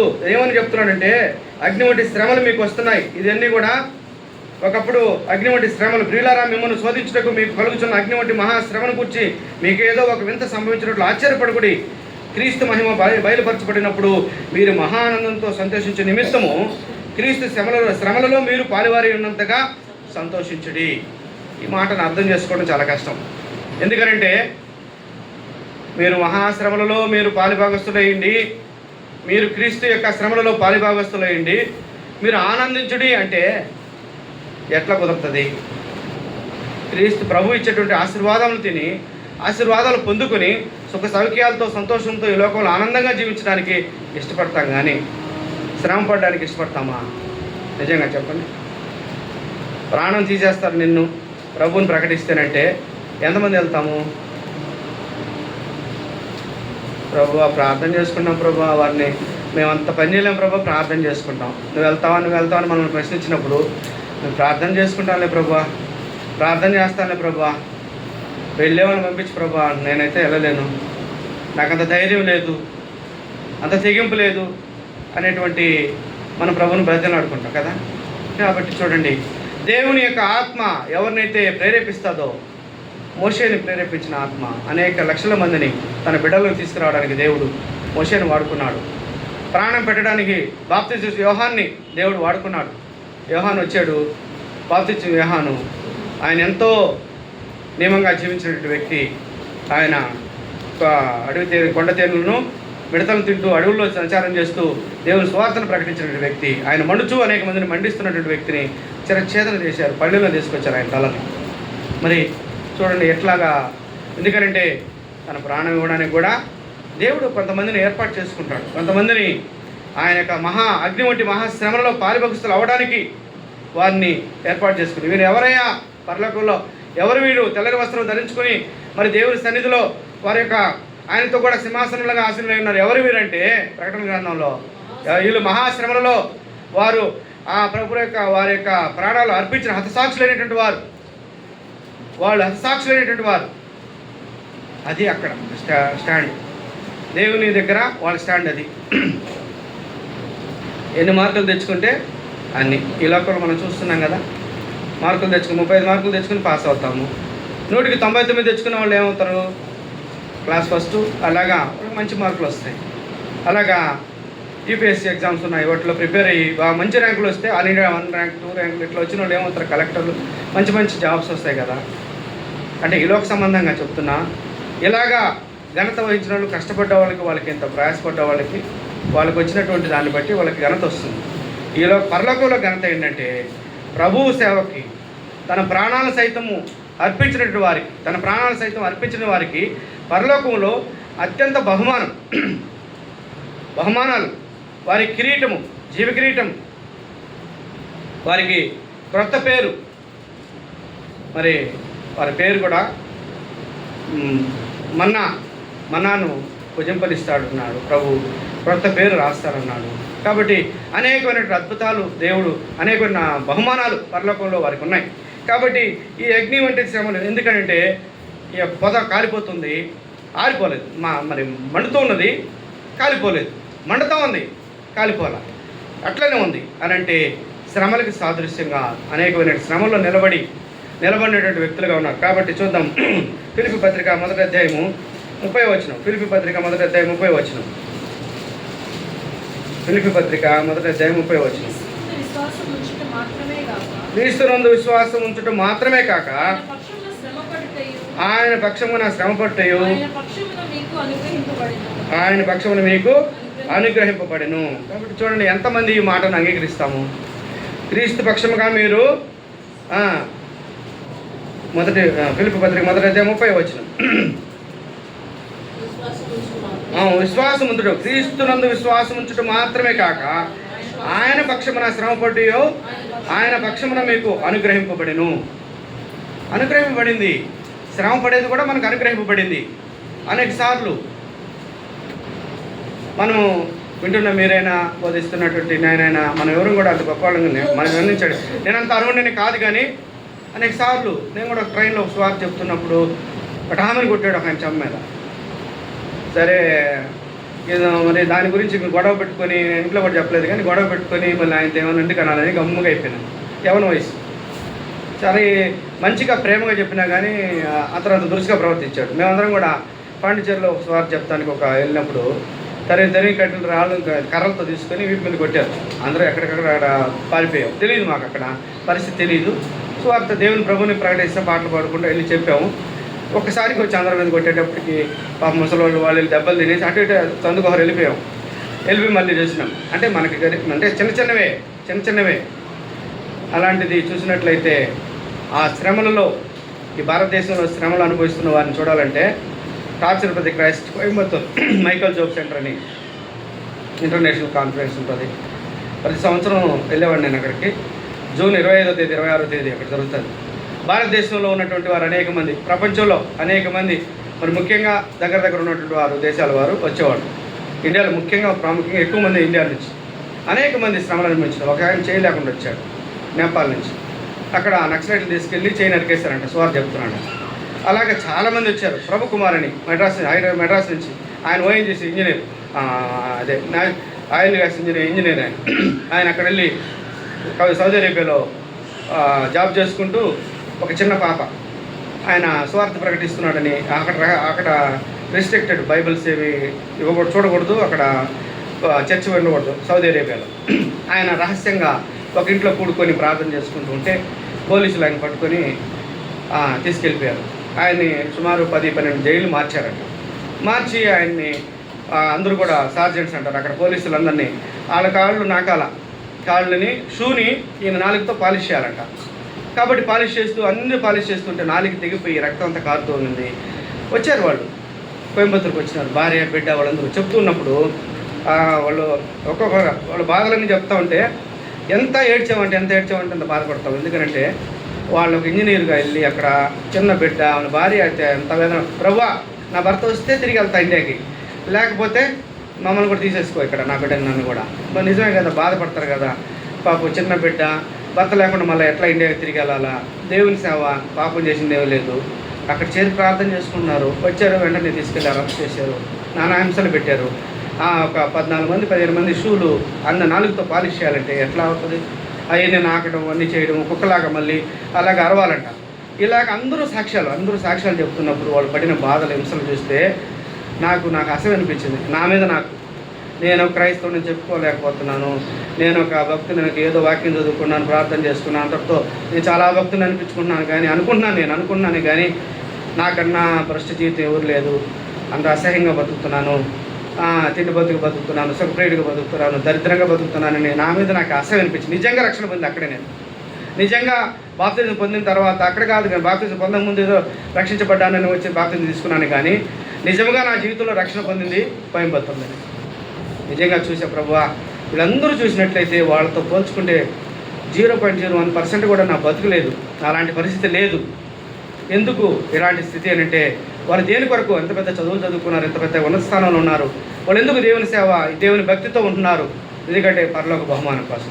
కాబట్టి వాళ్ళు అనేక మందిని మండేసి యవ్వన బిడ్డ జెర్మియా అనేటువంటి ఆయన యవ్వన బిడ్డ కెనడా దేశం నుంచి వచ్చాడు. ఎర్మియా వాళ్ళందరితో నేను ఫోటోలు తీసుకున్నాను కానీ వాళ్ళంటి సాక్ష్యం కలిగి ఉండలేకపోయినాం. ఒక దెబ్బ కొడితే పళ్ళు రాలిపోయినట్టు పాప యవ్వన బిడ్డ 19 సంవత్సరాలు. ఎవరో కొట్టాడు, సువారు చెప్తుంటే హోటల్లో కొట్టాడంటే పళ్ళు రాలి, ఆ పళ్ళు పట్లం కట్టుకొని ఒక డబ్బాలో పెట్టుకొచ్చాడు చూపించడానికి. ఇది మై టీత్ అని చెప్పి నేను చూపిస్తున్నాను. పాపం మళ్ళీ సెట్ చేసుకోలేకపోయాడు, పన్ను రాలిపోయింది కొడితే. ఇలాగ అనేక మంది దేవుని కొరకు శ్రమలు అనుభవిస్తున్నారు. కాబట్టి మండుచున్న పొద ఆరిపోలేదు, అది కాలిపోలేదు, ఎప్పటికీ కాలిపోదు. ఎందుకంటే దేవుని వాక్యం మండుతూనే ఉంటుంది, దేవుని ఆత్మ మండుతూనే ఉంటుంది, దేవుని ప్రజలు మండుతూనే ఉంటారు, ఈ లోకాన్ని విడిచి వెళ్ళిపోతూనే ఉంటారు. కానీ ఆరిపోదు ఆయన యొక్క రాజ్యము, ఆయన యొక్క రాజ్య సువార్త ఆరిపోదు. కాబట్టి చూడండి ప్రియమైన వల్ల కీర్తన గ్రంథము 106 కీర్తన 18 వచనం. కీర్తన 106:18. కీర్తన 106:18. వారి సంఘములో కాల్చివేశాను. చూడండి కీర్తన 106:18 వచనం నుంచి 18 నుంచి చదువు సిస్టర్. వారి సంఘములో అగ్ని రగిలెను, దాని మంట భక్తిహీనులను కాల్చివేసెను. హోరేబులో వారు దూడం చేసుకునేది, కొత్త విగ్రహములను నమస్కారం చేసి తమ మహిమాస్పదము గడ్డి మేయిచు ఎదురూపమునకు మార్చిరి. ఐగుప్తులో గొప్ప కార్యములను, మహాదేశంలో ఆశ్చర్య కార్యములను, ఎర్ర సముద్రం ముందు భయం పుట్టించిన క్రియలను చేసిన తమ రక్షకుడైన దేవుని మరచిపోయిరి. అప్పుడు నేను వారిని నశింపజేస్తున్నాను. అయితే ఆయన వారిని నశింపజేయకున్నట్లు ఆయన కోపం చల్లార్చుటకై ఆయన ఏర్పరచుకున్న మోషే ఆయన సన్నిధిని నిలిచి అడ్డుపడెను. కాబట్టి దేవుని ఉగ్రత రాకుండా, దేవుని ప్రజలు చేసినటువంటి శాపము, కోపము, దేవుని దైవోగ్రత ప్రజల మీదకి రాకుండా ఉన్నట్లు దైవ సేవకుడిగా అడ్డుపడి మోషే ప్రార్థన చేశాడు. కాబట్టి అగ్ని ఎక్కడ రగులుతుందంట? ఆ సంఘములో ఎక్కడ వెళ్ళింది? 6వ అధ్యాయము 106వ కీర్తన 18 వచనంలో సంఘంలో వారి సంఘంలో అగ్ని రగిలెను, దాని మంట భక్తిహీనులను కాల్చివేశాను. ఇక్కడ ఎవరు కాలిపోతున్నారు? పొద కాలిపోవట్లే. పొద అంటే సంఘం, పొద అంటే విశ్వాసి, పొద అంటే దేవుని ఆత్మ కలిగిన వారు. వీళ్ళు కాలిపోవట్లే. ఎవరు కాలిపోతున్నారు? భక్తిహీనులు కాలిపోతున్నారు. ఇది ఎక్కడ రగిలింది? ఈ మంట ఎక్కడ రగిలిందంటే సంఘములో, దేవుని సంఘములో. కాబట్టి ప్రేమ వలన కాబట్టి దేవుని యొక్క అగ్ని మండుచున్నది పొద, అది కాలిపోలేదు. ఇది వింతైన పొద. కాబట్టి యోహాను సువార్త 15వ అధ్యాయం 16వ వచనంలో కూడా మనందరికీ తెలిసిన భాగం. యోహాను 15:6. మరి ఫలించి ద్రాక్షవల్లి వలె తీగలో ఎవడైనను నా యందు నిలిచి ఉండని ఎడల తీగ వలె బయట పారవేయబడును, ఎండిపోవును, పోగు చేసి అగ్నిలో పారవేసును, అవి కాలిపోవును. ఫలించకపోతే, నిలిచి ఉండకపోతే, మొట్టమొదటిగా నిలిచి ఉండకపోతే, ఫలించకపోతే, ప్రభువులో నిలిచి ఉండకపోతే. ఒక చెట్టు ఉంది మా ఇంటి దగ్గర, సన్నదాల చెట్టు ఉంది. రోజు వచ్చి ఉదయాన్నే ప్రార్థన చేసుకున్న తర్వాత అటా వస్తే అయించేయాలనిపిస్తుంది. ఎండిపోయిన కొమ్మలన్నీ మధ్యలో అయించేస్తుంటాను. అప్పుడు ప్రతిసారి యోహాను సువార్త 15వ అధ్యాయం గుర్తు వస్తూనే ఉంటుంది. నాకు భయం వేస్తూ ఉంటుంది. ఎండిపోయినటువంటి ఇంచేస్తుంటాను. ఇంచకపోతే అవి పుల్లలుగా ఉంటాయి. చిన్న చెట్టు ఉంది మా ఇంటి, అంటే ఇంటికి పెట్టుకోలేదు కాబట్టి ఈసారి పెట్టుకుంటే ఖచ్చితంగా ఇల్లు చూస్తారు. అది అవన్నీ ఇంచేస్తున్నప్పుడు అనిపిస్తూ ఉంటుంది, అయ్యో ఎండిపోయి దీని ఏం చేస్తాం, లాస్ట్కి ఒకరోజు ఎప్పుడో ఒకసారి కాల్ చేస్తారు. మంట పెట్టకపోతే అవతల పక్క తిడతారని ఏదో ఒక రోజు చలికాలం తగలబెట్టేసింది. ఇవన్నీ చూసినప్పుడు దేవుని వాక్యము యోహాను సువార్త 15వ అధ్యాయం గుర్తొస్తూ ఉంటుంది. నాలో నిలిచి ఉండకపోతే ఎందుకు ఎండిపోయింది చెట్టు అంటే, కొమ్మ ఎందుకు ఎండిపోయిందంటే దానికాండ ఉండే దగ్గర ఎక్కడో ఊడిపోతుంది, లేదనుకుంటే ఎండిపోతూ ఉంటుంది. ఊడిపోతే ఆ కాండానికి, ఆ చెట్టు ఎతికే కాండానికి అంటుకొని ఉండి దానికి పచ్చగా ఉండి బాగా ఉంటే అది పూలు కాస్తుందని బాగుంటుంది. ఎండిపోయింది అనుకో, అది ఊడిపోయింది అనుకో, దాంట్లో వేరైపోతే ఎండిపోయినప్పుడు తీసేయడం. ఇది నిజంగా దేవుడు ఆయన తనలో నిలిచి ఉండకపోతే, ద్రాక్షవల్లి యేసుక్రీస్తు ప్రభువే, ఆ ద్రాక్షవల్లిలో కొమ్మలు మనము అక్కడ నిలిచి ఉండవు. దేవుల్లో నిలిచి ఉండకపోతే ఏమైపోతాము, ఫలించలేము. ఫలించేది లేదు, ఎండిపోతే ఏమైపోద్ది, అగ్ని అంటే నిత్య నరకాగ్ని. కాబట్టి దేవుని యందు నిలిచి ఉంటే కాలిపోతుంది కానీ, మండుతుంది కానీ కాలిపోదు. అటు ప్రియమైన వాళ్ళ ఇలాంటి ఎగ్జాంపుల్ ఎవరంటే, దీనికి ఎగ్జాంపుల్ పౌలు అనేక శ్రమలు అనుభవించినాడు. ఆయనకు వచ్చిన శ్రమలు 2 కొరింథీ పత్రిక 11వ అధ్యాయంలో చాలా ఉన్నాయి. 39 సార్లు, 40 సార్లు కొట్టకూడదు, వాళ్ళ ధర్మశాస్త్రం అది. 39 సార్లు, 3 సార్లు, ఎన్నిసార్లు దెబ్బలు తిన్నాడు చూడండి. భయంకరమైన కొరడాలతో కొట్టించుకున్నాడు.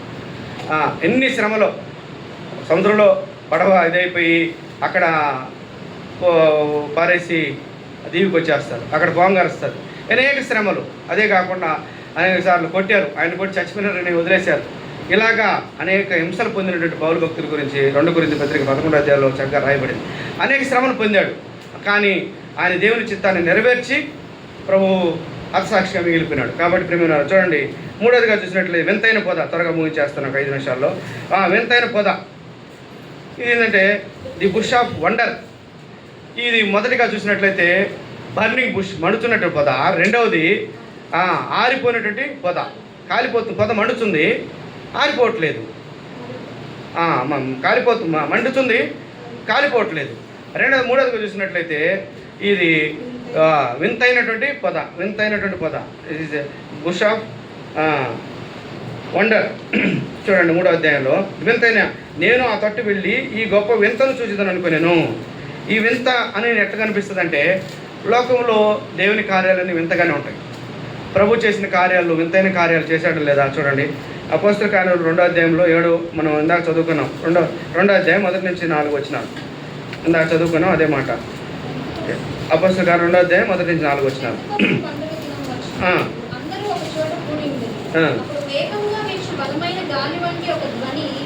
ఆకాశం నుండి అకస్మాత్తుగా వారు కూడి ఉన్న చోట ఇల్లంతటి విని నేను, మరియు అగ్నిజాలం వంటి 4 విభాగించబడినట్టు వారికి కనబడి, వారిలో ఒక్కొక్కరి మీదుగా వాళ్ళగా అందరూ పరిశుద్ధాత్మ నిండిన వారే, ఆత్మ వారికి వాక్శక్తిని అనుగ్రహించిన కొలది అన్ని భాషలో మాట్లాడుతూ. ఆ కాలమున ఆకాశం కింద నుండి ప్రతి జనములో నుండి వచ్చిన భక్తి గల యూదులు యెరూషలేములో కాపురం ఉండేది. ఈ శబ్దము కలుగుగా జనులు గుంపులుగా కూడి వచ్చి ప్రతి మనుషుడు తన స్వభాషలో మాట్లాడుతూ వినుట కలవరపడిరి. అంతటా అందరూ విభ్రాంతి నుండి ఆశ్చర్యపడి, ఇదిగో మాట్లాడుతున్న వీరందరూ గలీలులు కారా? మనలో ప్రతివాడు తాను పుట్టిన దేశపు భాషలో వీరు మాట్లాడుట మనము వినుచున్నామే. ఇది ఏమి? పార్థీయులను, మాదీయులను, ఎలామీలను, మెసొపొతామియలను, యూదీయులు, కప్పదోకియా, పొంతు, ఆసియా, పృగియా, పంపులియా, ఐగుప్తును దేశమందరి వారును, కుక్రేయ, లిబ్రియా ప్రాంతంలో అందరూ కాపురమిస్తున్నారు. రోమా నుండి పరవాసులుగా వచ్చిన వారు, యూదులు, వివిధ మత ప్రవిష్టులు, క్రేత్రీయులు, అరబీయులు మొదలైన వారు మనందరమును వీరు భాషతో దేవుని గొప్ప కార్యములు వినుచున్నామని చెప్పుకునేది. 15 మంది గుంపులు, ఒకరిద్దరు కాదు, సాక్ష్యం అక్కడ 15 తెగలకు చెందిన వారు, దేశాలకు చెందిన వారు, వారందరూ కూడా ఉన్నారు. దేవుని యొక్క ఆత్మ వీరి మీదకి వచ్చినప్పుడు వారి యొక్క భాషల్లో మాట్లాడడము, స్వదేశీ ఆత్మత నింపి మాట్లాడబడ్డము, అది వింతగా ఏమని చూశారు చూడండి. వారు దాన్ని చూసి విభ్రాంతి నుండి మనుషులు తన భాషతో మాట్లాడి కలవరపడేది. ఎంత విభ్రాంతులు 7వ వచనంలో అంతటా అందరూ విభ్రాంతి నుండి ఆశ్చర్యపడేది. వింత, ఆశ్చర్యపడే, వండర్స్ అంటే దేవుడు ఆ కాలంలో జరిగించిన క్రియలే మరి ప్రభు యొక్క కాలంలో కూడా అపోస్తల కార్యంలో 2వ అధ్యాయంలో కూడా తన శిష్యులకి ఆత్మను అనుగ్రహించిన దేవుడు. వారు మాట్లాడుతున్నటువంటి ఆత్మ ప్రేరేపణ వచ్చిన తర్వాత నిజంగా స్టేజ్ మీద ఎక్కాలంటే చాలా నాకు కూడా భలే భయం ఉండేది. దేవుని మాట చెప్పాలన్నా చెమటలు పట్టిపోయేది, ఉనికిపోతూ ఉండేది. అక్కడికి వెళ్ళాలంటే ఏదైనా చెప్పాలంటే చెప్పండి బ్రదర్ అది అంటుండే, కానీ సాక్ష్యం చెప్పండి బ్రదర్ అన్నా కానీ భయపడేవాడు. దేవుని కృపను బట్టి దేవుని ఆత్మను అనుగ్రహించబడిన తర్వాత దేవుని పని చేయడానికి, దేవుని మాటలు చెప్పడానికి అలాంటి వారు అనేక మందిని దేవుడు ఏర్పాటు చేసుకున్నాడు. పని మనని కూడా దేవుడు ఏర్పాటు చేసుకున్నాడు. ఆయన ఏర్పాటు చేసుకున్న వారిని చూసినట్లయితే ఆశ్చర్యం అనిపిస్తారు. హింసకులను ఏర్పాటు చేసుకున్నాడు. పౌలు హింసకుడు, దోషకుడు కదా. మోషే అంతకుడు కదా, మర్డర్ చేసి వచ్చాడు అక్కడ ఐగుప్తులో. మర్డర్ చేసి వచ్చిన వ్యక్తిని దేవుడు ఏర్పాటు చేసుకున్నాడు. హింసకుడు, దోషకుడైనటువంటి పౌలుని దేవుడు ఏర్పాటు చేసుకున్నాడు. మరి ఆ బొంకేటువంటి మరి దేవుని ఎరగనటువంటి బొంకే అబద్ధకుడైనటువంటి మోషే మరి పేతుర్ని దేవుడు ఏర్పాటు చేసుకున్నాడు. మరి పని మనల్ని బలహీనలే దేవుడు ఏర్పాటు చేసుకుంటుంటాడు, దాంట్లో డౌట్ లేదు. మరి బలవంతులైనటువంటి వారు, గొప్ప గొప్ప వాళ్ళు, పిహెచ్డి స్కాలర్స్ ఉండాలనే అవసరం లేదు. దేవుడు ఆయన చిత్తంలో, ఆయన ఏర్పాటులో ఆయన విధేయత చూపిన వారిని, ఆయన ఉద్దేశంలో ఎవరుంటే వారిని దేవుడు ఏర్పాటు చేసుకుని వాడుకుంటాడు. కాబట్టి ప్రియమైన వాళ్ళరా చూడండి, మరి వింతైనటువంటి పొద, మరి వింత ఈ లోకంలో మనం వింతగానే ఉంటాం. ఒకప్పుడు ఒరే మోషే ఏంది చంపేశాడే అటువంటి దుర్మార్గంగా కోపిష్టిగా ఉన్నట్టు మోషే ఈరోజు సేవకుడు ఇచ్చేసాడు కర్ర తీసుకొని ఐగుప్తు కంటే. ఆశ్చర్యమే కదా. అయ్యా నిన్న చూడు, ఆయన అయితే మీ దగ్గర కూడా బాగున్నారు. ఎవరు? ఆది అపోస్తులు. ఎవరిని చూసి? పౌలుని చూసి భయపడ్డారు. ఆయన సౌలు మీకు తెలుసలేదో, ఆయన సౌలు చిన్నవాడు కాదు, బెన్యామీ గోత్రికుడు. అమ్మ ఆయన చిన్న అందరినీ ఈడ్చుకుని పట్టి లేకుని స్త్రీలని, పురుషులని, భేదవాళ్ళని అందరినీ చర్చాలు వేసేసేది. హింసకుడు, దోషకుడు, భయంకరుడు.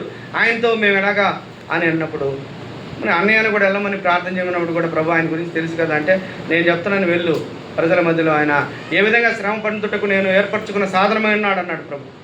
కాబట్టి అలాంటి వారిని కూడా దేవుడు ఏర్పాటు చేసుకున్నాడు శ్రమ పొందడానికి. కాబట్టి దేవుడి యొక్క దర్శనము ఎంత ఏంది ప్రభు. వాళ్ళందరూ అనుకోవచ్చు ఒక త్రాగుబోతుని దేవుడు ఏర్పాటు చేసుకున్నాడు, త్రాగుబోతుల్ని మార్చేసి దేవుని సేవ పావులు పట్టేవాళ్ళని ఆయన సాక్ష్యం విన్నాను. పావులు బట్టి పావుల మీద ఉన్న ఆయన దేవుని సేవ చేస్తున్నాడు. చేతబడులు చేసి దుర్మార్గం అంటే పాపంలో మరి అలాంటి వ్యక్తులను దేవుడు ఏర్పాటు చేస్తున్నాడు. పాపాత్మలను దేవుడు ఏర్పాటు చేసుకున్నాడు. మరి ఈమె సమరయ స్త్రీ ఎలాంటిది? సమరయ స్త్రీ 5 నీకున్న 5 మంది 5వ భర్త అన్నాడు అంటే 5 మంది భర్తలు అంటే పాపం చేసినట్లే కదా. మరి ఆమెను దేవుడు ఏర్పాటు చేసుకున్నాడు. ఊరు మొత్తాన్ని తీసుకొచ్చేసింది ఆమె, సేవ చేయలేదా? కాబట్టి అనేక మందిని దేవుడు పాపాత్ములైనను ఆయన చిత్తంలో ఏర్పాటు చేసుకుంటాడు. ఆయన మండిస్తాడు కాలిపోనీడు. ఆయన మండిస్తాడు, కాలిపోనీడు. అది లోకంలో ఒక వింతగానే ఉంటుంది. ప్రియమైన వారు చూడండి, ఒక వింతగానే ఉంటుంది. శిష్యులు ఆశ్చర్యపడ్డారు, శిష్యులను చూసి అందరూ ఆశ్చర్యపడ్డారు. అదేవిధంగా చూడండి, దానియేలు గ్రంథంలో చూసినట్టయితే షడ్రక్ మేషక్ అబేద్నెగోలను ఎత్తి అగ్నిగుండంలో వేసేస్తే నెబుకద్నెజరు చూస్తున్నాడు. మరి 3 అంటే 4 తిరుగుతున్నారు ఏంది? 4 ఉండారే మంటలో, అగ్నిగుండంలో 4 ఉండారే. ఇదేంది వింత దేవుడు వింతలు చూపిస్తాడు. వండర్స్ దేవుడు, అద్భుతాలు. వండర్స్ అంటే ఆశ్చర్యకరమైనటువంటి వింతలు జరిగించే దేవుడు. కాబట్టి ఆయన చూసినట్టే షడ్రక్ మేషక్ అబేద్నెగోలు వేసినప్పుడు 4 ఉన్నారు. ఆయన తీసుకొచ్చిన తర్వాత నెబుకద్నెజరే సాక్ష్యం ఇచ్చాడు, వీళ్ళు ఆరాధిస్తున్న దేవుడు, వీళ్ళు పూజిస్తున్న దేవుడు ఆయన నిజమైన దేవుడని. ఒక అన్యుడు, విగ్రహారాధికుడు ఎవరైతే శిక్షించడానికి తాకీదులు ఇచ్చాడో ఆ నెబుకద్నెజరే మరి ఆయన గురించి వాళ్ళ గురించి దేవుడి గురించి సాక్ష్యం ఇస్తూ వచ్చాడు. కాబట్టి అదేవిధంగా 4వదిగా చూద్దాం. పిలుచున్న పొద 4వదిగా పిలుచున్నటువంటి పొద 4వ వచనంలో, దానిని చూచుటకు అతడు ఆ తట్టుకు వచ్చేట యెహోవా చూశాను. దేవుడు ఆ పొద నుండి మోషే అని అతన్ని పిలిచాను. అందుకు చిత్తం ప్రభు నేను. మోషే అని పేరు పెట్టి పిలిచాడా లేదా? ఒకసారి పిలిచినాడా? 2 సార్లు మోషే అని పిలిచాడు. చిత్తం ప్రభు అన్నాడు. ఏం ప్రభు అనంటే, ఇది పరిశుద్ధ స్థలం, నువ్వు చెప్పులు తీసేయి, నువ్వు ఇక్కడికి వస్తున్నావురా, నీ దగ్గరికి రావద్దు, అక్కడ ఆగిపో, చెప్పులు తీసేయి అన్నాడు. చెప్పులు తీసేసి ప్రభు చిత్తం ప్రభు అన్నాడు. విధేయత చూపించినాడు. పిలిచే దేవుడు. ఆ రోజు అబ్రహాముని పిలిచిన దేవుడు, ఆదికాండం 12వ అధ్యాయంలో అబ్రహాముని పిలిచిన దేవుడు, మరి విగ్రహారాధికుడైన అబ్రహాముని పిలిచిన దేవుడు, వాగ్దానం ఇచ్చిన దేవుడు, ఈరోజు మోషేని కూడా పిలిచాడు. మోషేని పిలుస్తున్నాడు. మోషేని పిలిచి దేనికి పిలిచాడు? ఐగుప్తులో ఉన్నటువంటి తన యొక్క జనాన్ని తీసుకురావడానికి, తన జనులను, తన బిడ్డలను అందరినీ కూడా తీసుకురావడానికి, ఆయన పంపించడానికి మోషేని పిలిచాడు. నిన్ను పిలిచాడు, నన్ను పిలిచాడు, మనందరినీ పిలిచిన దేవుడు, మనందరినీ కూడా పేరు పెట్టి పిలిచిన దేవుడు. నాకు కొన్నిసార్లు చాలాసార్లు ఆశ్చర్యం. మా గ్రామంలో నేను ఒక్కడనే, మేము స్టార్ కట్టి అందరూ ఎగతాళి చేసి నవ్వారు. వాడు ఇల్లు కాలిపోతుందేమో అది దాన్ని తమాషా పట్టారు. ఎప్పుడో 30 సంవత్సరాల క్రితం స్టార్ కడితే అది చూసి అందరూ ఊర్లంతా ఏంద్రా ఇది కొత్తగా ఉంది మన ఊరిలో అని అది ఇది అన్నారు. ఎందుకనంటే నాకు ఇప్పటికీ ఆశ్చర్యం అనిపిస్తుంది. ఎవరు లేరు, ఒకరు కూడా లేదు. మరి ప్రభువుని గురించి మా కుటుంబంలోనే, మా యొక్క ఇంట్లోనే ఆరాధన స్టార్ట్ చేసాము ప్రభు మహాప్రభుని బట్టి. ఆ పక్కనే మందిరం నిర్మించుకున్నాము. ఈరోజు సుమారు ఒక 60-70 కుటుంబాలు ప్రభు మహాప్రభుని బట్టి 3 సంఘాలుగా ఆరాధన జరుగుతున్నాయి గ్రామంలో. ఒక మారుమూల విజయనగరం దగ్గర ఉన్నటువంటి వదిలిపేట గ్రామంలో. కాబట్టి ప్రియమైన వాళ్ళారా, ఎందుకంటే దేవుడు మనకు కొన్నిసార్లు ఆశ్చర్యం అనిపిస్తుంది. మనం పిలిచినటువంటిది ఒక ఉద్దేశము తెలియదు. ఎక్కడో మారుమూల ప్రాంతంలో ఒక విలేజ్లో పుట్టి ఎక్కడ చదువుకున్నాం, నేను ఎక్కడో ఉండాల్సినని, శ్రామిక చదువుకొని ఎక్కడో పోయి ఉద్యోగం చేసుకోవాల్సినని. మరి దేవుడు ఎందుకు ఇలాగా? ప్రతి ఒక్కరి జీవితం, నా జీవితం కదా, మనందరి జీవితాల్లో కూడా ఆశ్చర్యం కలిగించే దేవుడు. కాబట్టి ఆయన మనల్ని పిలిచిన దేవుడు మనల్ని పిలిచిన పిలుపుని చూడండి. కాబట్టి పేతురు అంటున్నాడు ఆ మాట కొరింథీ పత్రికలో 1వ అధ్యాయము 9వ వచనం. 1 కొరింథీ పత్రిక 1వ అధ్యాయం 9వ వచనం. 1 కొరింథీ పత్రిక 1వ అధ్యాయం 9వ వచనం. మన ప్రభువును యేసుక్రీస్తును తన కుమారుని సహవాసమునకు మిమ్మల్ని పిలిచిన దేవుడు నమ్మదగిన వాడు. కాబట్టి సహోదరులారా, మీరు ఏకభావంతో మాట్లాడని పైన 9వ వచనం మాత్రమే. కాబట్టి మన ప్రభువుని యేసుక్రీస్తును తన కుమారుని సహవాసమునకు మిమ్మల్ని పిలిచిన దేవుడు నమ్మదగిన దేవుడు. మనల్ని పిలిచిన పిలుపేంటి? మన దేని కొరకు పిలిచాడు? కుమారుని యొక్క సహవాసమునకు, ఫెలోషిప్ విత్ గాడ్, దేవునితో, ప్రభుతో మనం సహవాసం కలిగి ఉండడానికి, యేసుక్రీస్తు ప్రభుతో సహవాసం కలిగి ఉండడానికి మనకు పిలుపు వచ్చింది. మనం ఆ రీతిగా మనం సంఘంలో మనము ఆరాధన చేసుకున్నాం, పిలుస్తున్నాం. బ్రదర్ భక్సింగ్ గారిని దేవుడు పిలిచాడు, సేవకు పిలిచినాడు. ఆయన లండన్లో పిలిచినాడు. దేవుడు అక్కడ విదేశాల్లోనే దేవుడిని నమ్ముకున్నాడు. దర్శనం ఎక్కడ కలిగింది? పలవరం కొండ. మన ఫోటోలు తీసుకొని వచ్చాను నేను. ఒక ట్రైన్లో వస్తున్నప్పుడు గిండి దాటిన తర్వాత పల్లవరం వస్తాడు. పక్కనే పల్లవరం కొండ చూసినప్పుడు దైవజనుడు భక్సింగ్ గారు ఆ కొండ మీదనే 3 రాత్రులు 3 పగలు ప్రార్థన చేశాడు. దేవుడు దర్శనం ఇచ్చి అపోస్తుల కార్యం 2వ అధ్యాయం 42వ వచనాన్ని ఇచ్చినాడు. ఆ అపోస్తుల బోధ ఎందును, సహవాసమందును, రొట్టె విరుచుట ఎందును, ప్రార్థన చేయటందును ఎడతెగక నుండరని. That is the Guinness book of world record. మీకు తెలుసో లేదో, that is Guinness book of world record. ప్రపంచంలో 17,000 సంఘాలు ఎవరి దగ్గర ₹1 ఒక డినామినేషన్లో చేరకుండా, విదేశీయుల దగ్గర ₹1 తీసుకోకుండా విశ్వాసుల ద్వారా కట్టించబడిన సంఘాలు 17,000 సంఘాలు ప్రపంచంలో Guinness book of world record. ఇప్పుడు కాదు, 10 సంవత్సరాల క్రితమే. కాబట్టి ప్రియమైన వాళ్ళారా, అలాగే దేవుడు దర్శనం ఇచ్చినటువంటి దేవుడు. కాబట్టి మనల్ని పిలిచినటువంటి పిలుపు తగినట్లుగా మనం నడుచుకోవాలని ఎబ్రీ పత్రికలో కూడా చూడండి. 9వ అధ్యాయం 15వ వచనంలో, ఎబ్రీ పత్రిక 9వ అధ్యాయం 15వ వచనం. ఎబ్రీ పత్రిక 9వ అధ్యాయం 15వ వచనంలో, ఈ హేతువు చేత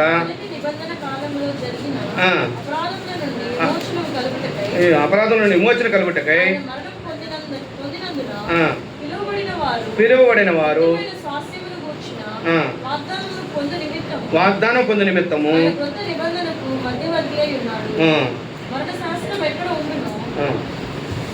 పొందిన నిమిత్తము, పిలువబడిన నిమిత్తం, స్వాస్థ్యం గురించి వాగ్దానం పొందిన నిమిత్తము ఆయన క్రొత్త నిబంధనకు మధ్యవర్తి ఉన్నాడు. చాలు. కాబట్టి మనం పిలువబడింది మధ్యవర్తిగా. దేవుడు మనల్ని పిలిచిన వారు నిత్యమైన స్వాస్థ్యం గురించిన వాగ్దానం పొందిన నిమిత్తం. నిత్యమైన స్వాస్థ్యం ఏంటి? నిత్యము ఉండే స్వాస్థ్యము పరలోకమే, దేవుని రాజ్యమే. దేవుని రాజ్యంలో మనం వారసులుగా ఉండడానికి ప్రభు మనల్ని పిలిచినాడు. ఆ పిలుపుకు తగినటువంటి వాగ్దానం మనం పిలువబడిన నిత్య స్వాస్థ్యానికి వచ్చిన వాగ్దానం పొందు నిమిత్తము ఆయన క్రొత్త నిబంధనకు మధ్యవర్తి ఉన్నాడు. కాబట్టి ఆ వాగ్దానాన్ని మన పట్ల నెరవేర్చడానికి ప్రభు మధ్యవర్తిగా, తండ్రికి మనకును మధ్యవర్తిగా ప్రభు మన పాపాలు క్షమించడానికి ఆయన కల్వరి శిలువలో మరణించినాడు. అదే మధ్యవర్తిత్వం. మీడియేషన్ చేయడానికి వచ్చి ప్రభు మన పాపాలు మీద వేసుకొని మనల్ని దేవునితో సమాధానపరచడానికే ప్రభు క్రయం చెల్లించాడు. కాబట్టి ప్రియమైన వాళ్ళరా, ఆ పిలుపుకు తగినట్లుగా, ఆ పిలుపు ప్రకటన గ్రంథంలో కూడా పెండ్లి విందుకి, గొర్రెపిల్ల యొక్క మహోత్సవ విందుకి దేవుడు మనల్ని పిలుస్తున్నాడు. ఆ విందులో కూడా పొందడానికి ఆ పిలుపుకు తగినట్లుగా మనం జీవించాలని ప్రభు నామంలో మనం అందరం కూడా దేవునికి సమర్పించుకుందాం. ప్రియమైన వల్ల 5వదిగా చివరిగా చూసినట్లయితే విడిపించినటువంటి దేవుడు మరి మొదటి లేవికాండం 9 నిర్గమకాండం 3వ అధ్యాయము 8వ వచనం. కాబట్టి ఐగుప్తుల చేతిలో నుండి వారిని విడిపించుటకు ఆ దేశంలోని విశాల దేశమైన మంచి దేశమునకు చాలా సిస్టర్ విశాలమైన మంచి దేశమునకు ఐగుప్తు దేశం నుంచి విడిపించి ఎక్కడ తీసుకెళ్తున్నాడు? విశాలమైన మంచి దేశానికి. సరే, డైరెక్ట్ విశాలమైన మంచి దేశం. ఐగుప్తు దేశంలో ఫ్లైట్ ఎక్కితే విశాలమైన మంచి దేశంలో, కనాన్ దేశంలో ఫ్లైట్ ల్యాండ్ అయిందా? లేదు. 40 సంవత్సరాలు. ఈ 40 సంవత్సరాలు దేవుడు ఎందుకు పెట్టాడండి? కొన్నిసార్లు ఆలోచిస్తుంటే, యేసుక్రీస్తు ప్రభువు వారు బాప్తిజం పొందింది ఎప్పుడు? ఎన్నో సంవత్సరంలో? 30 సంవత్సరాలు. 30 సంవత్సరాల్లో పొందాడు. 3.5 సంవత్సరం సేవ చేశాడు. 3.5 సంవత్సరం బాప్తిజం తీసుకునేది 30 సంవత్సరంలో. 3.5 సంవత్సరం దేవునికి సేవ చేశాడు. అంటే ఒక పరిపూర్ణమైన జ్ఞానము, ఒక పరిజ్ఞానం రావాలంటే 30 సంవత్సరాలు అనుకుందాం. 40 సంవత్సరాలు అరణ్య యాత్ర, అంటే ఈ జీవిత యాత్ర. మరి మోషే చెప్పినటువంటి 91వ కీర్తనలో ఏమనుంది? నరుని యొక్క ఆయుష్కాలము 70 సంవత్సరములు, అధిక బలం ఉంటే 80 సంవత్సరాలు. కాబట్టి 30 సంవత్సరాలకి రక్షణ పొందిన తర్వాత, బాప్తిజం తీసుకున్న తర్వాత, అంటే 30 ఏళ్ళు తీసుకోమని కాదు, తప్పు కనుకోబాగండి. మరి 12 ఏళ్ళు 10 ఏళ్ళు కూడా తీసుకుంటున్నారు. నేను దేవుని కృపను బట్టి ఆ వాక్యానుసారంగా చెప్తున్నాను. వాక్యానుసారంగా చిన్న బిడ్డలైనా రక్షణ పొందితే తీసుకుంటున్నారు, దానికి తప్పులేదు. కాబట్టి 30 సంవత్సరాలు అప్పుడు యేసుక్రీస్తు ప్రభు ఒక పరిపూర్ణ జ్ఞానం వచ్చిన తర్వాత, మరి 20 సంవత్సరాల తర్వాతనే ఆ సైన్యంలో కూడా లెక్కించబడతారు. ఈ ఇజ్రాయెల్ సైన్యంలో లెక్కించబడాలంటే కాల్బలం కలిగిన వారందరూ కూడా ఐగుప్తు నుంచి వచ్చేవారిని ఎలా లెక్కేశారు? 20 సంవత్సరాలు పైబడిన వాళ్ళు, 20 సంవత్సరాలు బిలో ఉన్నటువంటి వాళ్ళని యూత్నంతా చిల్డ్రన్స్గా, అంటే చిన్న బిడ్డలుగా లెక్కేస్తున్నారు. అది వేరే.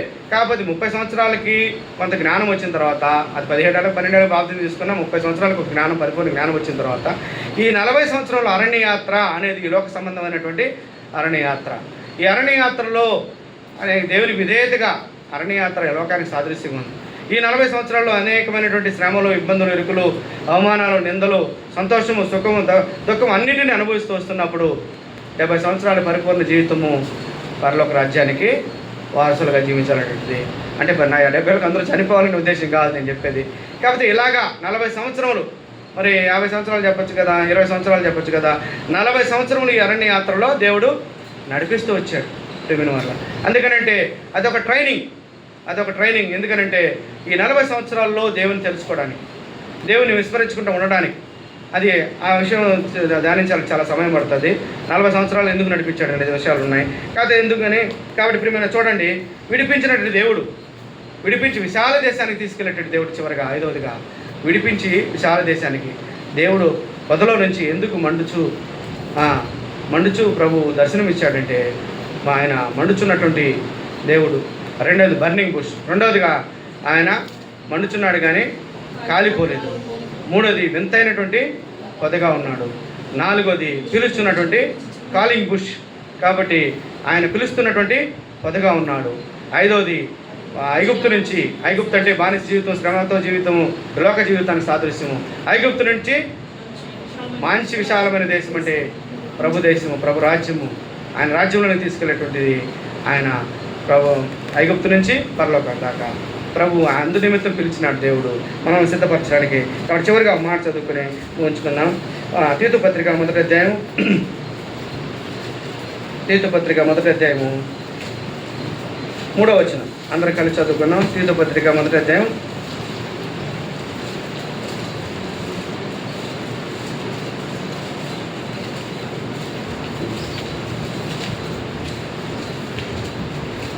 3వ వచనం. తీతు పత్రిక మొదటి అధ్యాయం 3వ వచనం అందరం కలిసి చదువుకుందాం. 3, 4 కలిసి ఉన్నట్లున్నాయి. తీతు పత్రిక మొదటి. దేవుడు ఏర్పరచుకున్న వారిని విశ్వాస నిమిత్తము మనము నిత్య జీవనకు వచ్చిన నిరీక్షణతో కూడిన, అందరం కలిసి చదువుకుందాం, నిత్య జీవనకు వచ్చిన నిరీక్షణతో కూడిన భక్తికి ఆధారము సత్య విషయమైన అనుభవ జ్ఞానం నిమిత్తము దేవుని దాసుడును యేసుక్రీస్తు అపోస్తలుడైన పౌలు మనందరి విశ్వాస విషయంలోనూ నా నిజమైన కుమారుడు తీతుకు శుభమని చెప్పి వ్రాయనిది. ఆ నిత్య జీవమును అబద్ధమాడనేరని దేవుడు అనాది కాలమందనే వాగ్దానం చేస్తును. కానీ ఇప్పుడు మన రక్షకుడైన దేవుని ఆజ్ఞ ప్రకారము నాకు అప్పగింపబడిన స్వార్థ ప్రకటన వలన తన వాక్యమును యుక్తకాలం నందు బయలుపరచబడిను.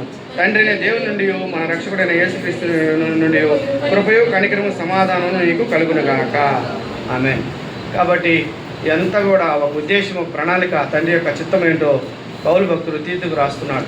అనాది కాలంలో మనకు వాగ్దానం చేసిన దేవుడు, మాట తప్పనటువంటి దేవుడు, ఆయన నమ్మదగిన దేవుడు, మాట ఇచ్చి నెరవేర్చేటువంటి దేవుడు, వాగ్దానం ఇచ్చి నెరవేర్చే దేవుడు, మనందరినీ కూడా నిత్య జీవానికి వారసులకు ఉండడానికి ఆయన పిలిచిన దేవుడు. కాబట్టి ఈ యొక్క పొద ద్వారా మనకు కలిగినటువంటి పాఠము, మనము మండేటువంటి వారంగా ఉండాలా, మరి కాలిపోయినటువంటి వారంగా ఉండాలా, శ్రమలలో కాలిపోయినటువంటి వారంగా ఉండాలా. శ్రమలు వస్తాయి, దేవుని బిడ్డలకి శ్రమలు వస్తాయి.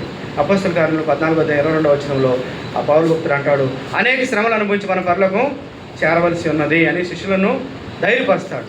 ఏమని ధైర్యపరుస్తాడు? అయ్యా, మనకు అనేకమైన శ్రమలు వస్తాయి, ఆయనే అనేక శ్రమలు అనుభవిస్తున్నాడు, అనేక శ్రమలు అనుభవించి మన పరలోకం చేరవలసి ఉంది. కాబట్టి క్రైస్తవుడైనందుకు ఆయన మరి అంత క్రైస్తవ జీవితంలో అన్ని సుఖాలు, సౌఖ్యాలు, సంతోషాలు ఉంటాయనుకోకూడదు. ఎందుకంటే మన క్రైస్తవ జీవితం అంటే శ్రమలని కూడా అంటే రోజు దుఃఖమే శ్రమలని కూడా కాదు.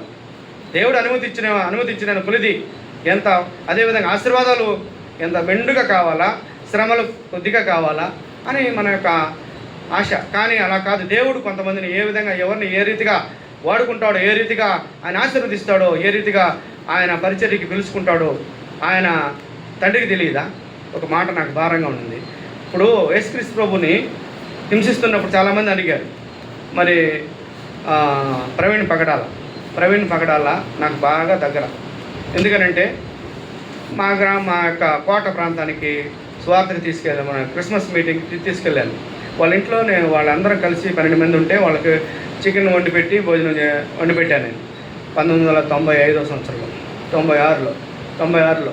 ఆయన 97లో కోటకి మినిస్ట్రీకి వచ్చాడు. ఎందుకనంటే నేను బాప్తిజం పొందిన తర్వాత అక్కడ హైదరాబాద్కి వెళ్తున్నప్పుడు నా వ్యాపార నిమిత్తము మా సహోదరుడు ఒక ఆయన కాలేజీ కోటేశ్వరరావు అంటే అక్కడ ఉండేవాడు సీతాఫలం మండేలో రూమ్లో. వాళ్ళందరూ కూడాను ఈ బ్రదరు ఇండోర్కి వెళ్ళిపోక మునుపు అక్కడ డిగ్రీ చదువుకుంటూ వాళ్ళతో కలిసి ఆ రూమ్లో ఉన్నప్పుడు నవీన్ అని గిటారిస్టు, కడప వాళ్ళంతా ఎక్కువ మంది కడప వాళ్ళు, ఒక జర్మియా బ్రదర్ని గూడూరు అబ్బాయి, ఈ కాలేజీ కోటేశ్వరరావు అని కోట అబ్బాయి, వీళ్ళందరూ కూడా 10-12 మంది వాళ్ళ దగ్గరికి వెళ్ళినప్పుడు నా సాక్ష్యం పంచుకున్నప్పుడు వాళ్ళు చాలా సంతోషించారు. అన్న, మీరు అప్పుడప్పుడు హైదరాబాద్కి వచ్చినప్పుడు రండి అన్న, రూమ్కి రండి అన్న అని చాలా బాగా ఎక్కి ఉన్నారు. తర్వాత నేను చాలా బాధపడ్డాను. ఈ మధ్య కోటేశ్వరరావు ఫోన్ చేసి, అన్న ప్రవీణ్కి ఏమైందో చూసావు కదా అన్నాను. చాలా బాధ అనిపించింది. సిస్టర్ కూడా చెప్తే, అవును కదా ఆ బ్రదరు ఉండేవారు, నేను పెళ్లి చేసుకున్న ఆ బ్రదరు ఆయనే కదా కోటకు వచ్చింది గుర్తుంది అని. అంటే 20 సంవత్సరాల మధ్య గ్యాప్లో కాంటాక్ట్స్ లేకుండా పోయి దేవుడు అద్భుతంగా ఆయన కూడా ఆశీర్వదించినాడు. ఒక మంచి సాఫ్ట్వేర్ కంపెనీలు, ఆర్థికంగాను ఆత్మీయంగాను అనేకమైన జ్ఞానం లోతులను చూస్తున్నప్పుడు దుఃఖంగా, ప్రభా ఏంటి ప్రభా, కొంతమంది ఏంటంటే ఆయన అంత ఆస్పరుడు అయింది, కారులు నుండి బైకులు ఎందుకు వెళ్ళాడు ఒకటి, రెండోది ఆయనకి దేవుడు అనుమతించాడా, దేవుడు వదిలేశాడేమో, లేకపోతే ఏదో జరిగిందా. క్రైస్తవులోనే అనేకమైనటువంటి అనుమానాలు వస్తున్నాయి.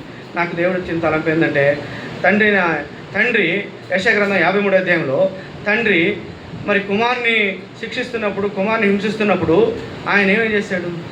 యెషయా గ్రంథం 53వ అధ్యాయం 10వ వచనంలో ఆయనకి ఇష్టమైన తండ్రిని, కుమారుణ్ణి హింసిస్తూ ఉంటే, అన్నీ చేస్తూ ఉంటే ఆయనకి ఇష్టమైందంట.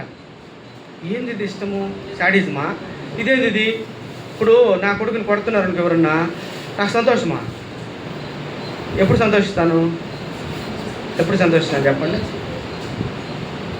చిన్న బిడ్డప్పుడు వాడు చదవకపోతే టీచర్ తనేడు కొరదు, ఏమనిపిస్తుంది? ఇంక రెండు వేయాలి సార్, వేస్తే ఎందుకంటే బాగా చదువుకుంటాడు, బాగుపడతాడని. అదే అట్లాంటిది తండ్రి ఎందుకు సంతోషిస్తున్నాడంటే, నా కుమారుడు ఆయన ఇచ్చినటువంటి టాస్క్ అంటే ఆ యొక్క పనిని, ఆ యొక్క దేవుడు ఇచ్చినటువంటి పనిని పూర్తి చేసుకొని, ఆయన చిత్తాన్ని పూర్తి చేసుకొని కంప్లీట్గా పూర్తి చేసి నా దగ్గరికి రాబోతున్నాడు అని తండ్రి సంతోషిస్తున్నాడు. మరి ప్రవీణ్ బ్రదర్కి వెళ్తున్నాడు కదా, ఆ బ్రదర్కి తోడుగా దేవుడు లేడా? అనేకమైనటువంటి తర్కములు, వివాదములు అన్నీ చేశాడు అని కొంతమంది అన్నారు. ప్రభు దగ్గరికి వచ్చారు. ఈరోజే మనం ధ్యానించాం. మరి హెరోదీయులు, సద్దుకాయలు ఏమని అడిగారు? అయ్యా, ఇద్దరు భార్యకి 7 మంది పురుషులు చనిపోతే వాళ్ళు ఏమవుతారని తర్కించారు లేదా? సమాధానం చెప్పొద్దా? ఇవన్నీ కూడాను డిబేట్లో, అది డిబేటే. ప్రభు అనేక డిబేట్లు చేస్తున్నాడు. వీటన్నిటి కూడా దేవుని వాక్యంలో అలా వద్దయా, నేను చెప్పింది నా యొక్క దర్శనం, నా యొక్క సిద్ధాంతమే మంచిది, ఇలా అనుకోవడం కూడా కరెక్ట్ కాదు. ఎందుకంటే దేవుడు ఒక్కొక్కరిని ఒక్క విధానంలో దేవుడు వాడుకుంటాడు. ఒక సంఘమేమో గొప్పది. మనకున్నటువంటి దుర్బుద్ధి, చట్ట బుద్ధి ఏంటంటే బాక్సింగ్ ఫెలోషిప్ అంటే మా అంత వాక్యం తెలిసిన వాళ్ళు, మా అంత ప్రార్థనాపరులు, మా అంత ఎక్కువ మంది పరలోకానికి వెళ్ళేవాళ్ళు వేరే సంఘాలు ఉండరు, మీరంతా వేస్ట్, మీ యొక్క బాప్తిస్మ పిల్లకాయలు మేము చేసుకోము, అసలు క్యాథలిక్స్ చాలా దూరంగా ఉండండి, ఇలాంటివైనటువంటి చెడు భావన, హెచ్చింపు ఏమని అనుకొని పెద్దలు తిట్టిన పర్వాల. ఎందుకనంటే ఇలాంటి తప్పు. ఎందుకనంటే అందరూ దేవుడు ఒక్కొక్కరిని ఒక విధానంలో, ఒక్కొక్కరిని ఒక్కొక్క దర్శనంలో దేవుడు పిలుచుకుంటాడు. అంతేగాని వారి గొప్పవాళ్ళు, మేము గొప్పవాళ్ళు, మీరు తక్కువ వాళ్ళు ఇలా కాదు. అందరూ కూడా పరలోకంలో, పరమ యెరూషలేములో అందరూ ఏక మనసు, ఏక హృదయం కలిగి ఏక సంఘముగా ఆ పరలోక సింహాసనంలో, ఆ పరమ నూతన యెరూషలేములో అందరూ ఒకటే. ఏ డినామినేషన్ అని మనం బోర్డు వేసుకునే వెళ్ళాం. కాబట్టి ప్రియమైన వాళ్ళరా, కాబట్టి చూడండి, ఆ ప్రవీణ్ పగడాల బ్రదరు తగన చిన్నోడే వెళ్తున్నప్పుడు ఆయనతో కూడా దేవుడు లేడా? ఉన్నాడు, దేవుడు ఉన్నాడు. ఆయన ఎంత శ్రమ పడుతున్నప్పుడు, ఆయన ఎంత ఇబ్బంది పడుతున్నప్పుడు ప్రభు ఉన్నాడు. ప్రభు ఉన్నాడు. ప్రభు లేకుండా, ప్రభు సేవ చేయకుండా ఆయనేమి లోక సేవ చేయలేదు, దేవుని సేవ చేశాడు. దేవుడు ఆయన అనుమతిస్తేనే పరలోక రాజ్యానికి తీసుకున్నాడు ప్రభు. కాబట్టి ఆయన నిమిత్తం మనం ప్రార్థన చేద్దాం. ఆయన కుటుంబ ఆదరణ కొరకు ఆయన ఆత్మను దేవుడు తీసుకున్నాడు. అదేవిధంగా మరి న్యాయం కొరకు కూడా దేవుని సన్నిధిలో ప్రార్థన చేద్దాం, నిలబడాల్సినప్పుడు నిలబడాలని అట్లా అనిపించింది నా హృదయ తలంపు ప్రకారం ప్రేమైన వారు. కాబట్టి దేవుడు పలు విధాలుగా ఆయన సేవకులను ఆశీర్వదిస్తాడు, ఆదరిస్తాడు, బలపరుస్తాడు. దేవుడి మాటలు దీవించుకుంటాడు.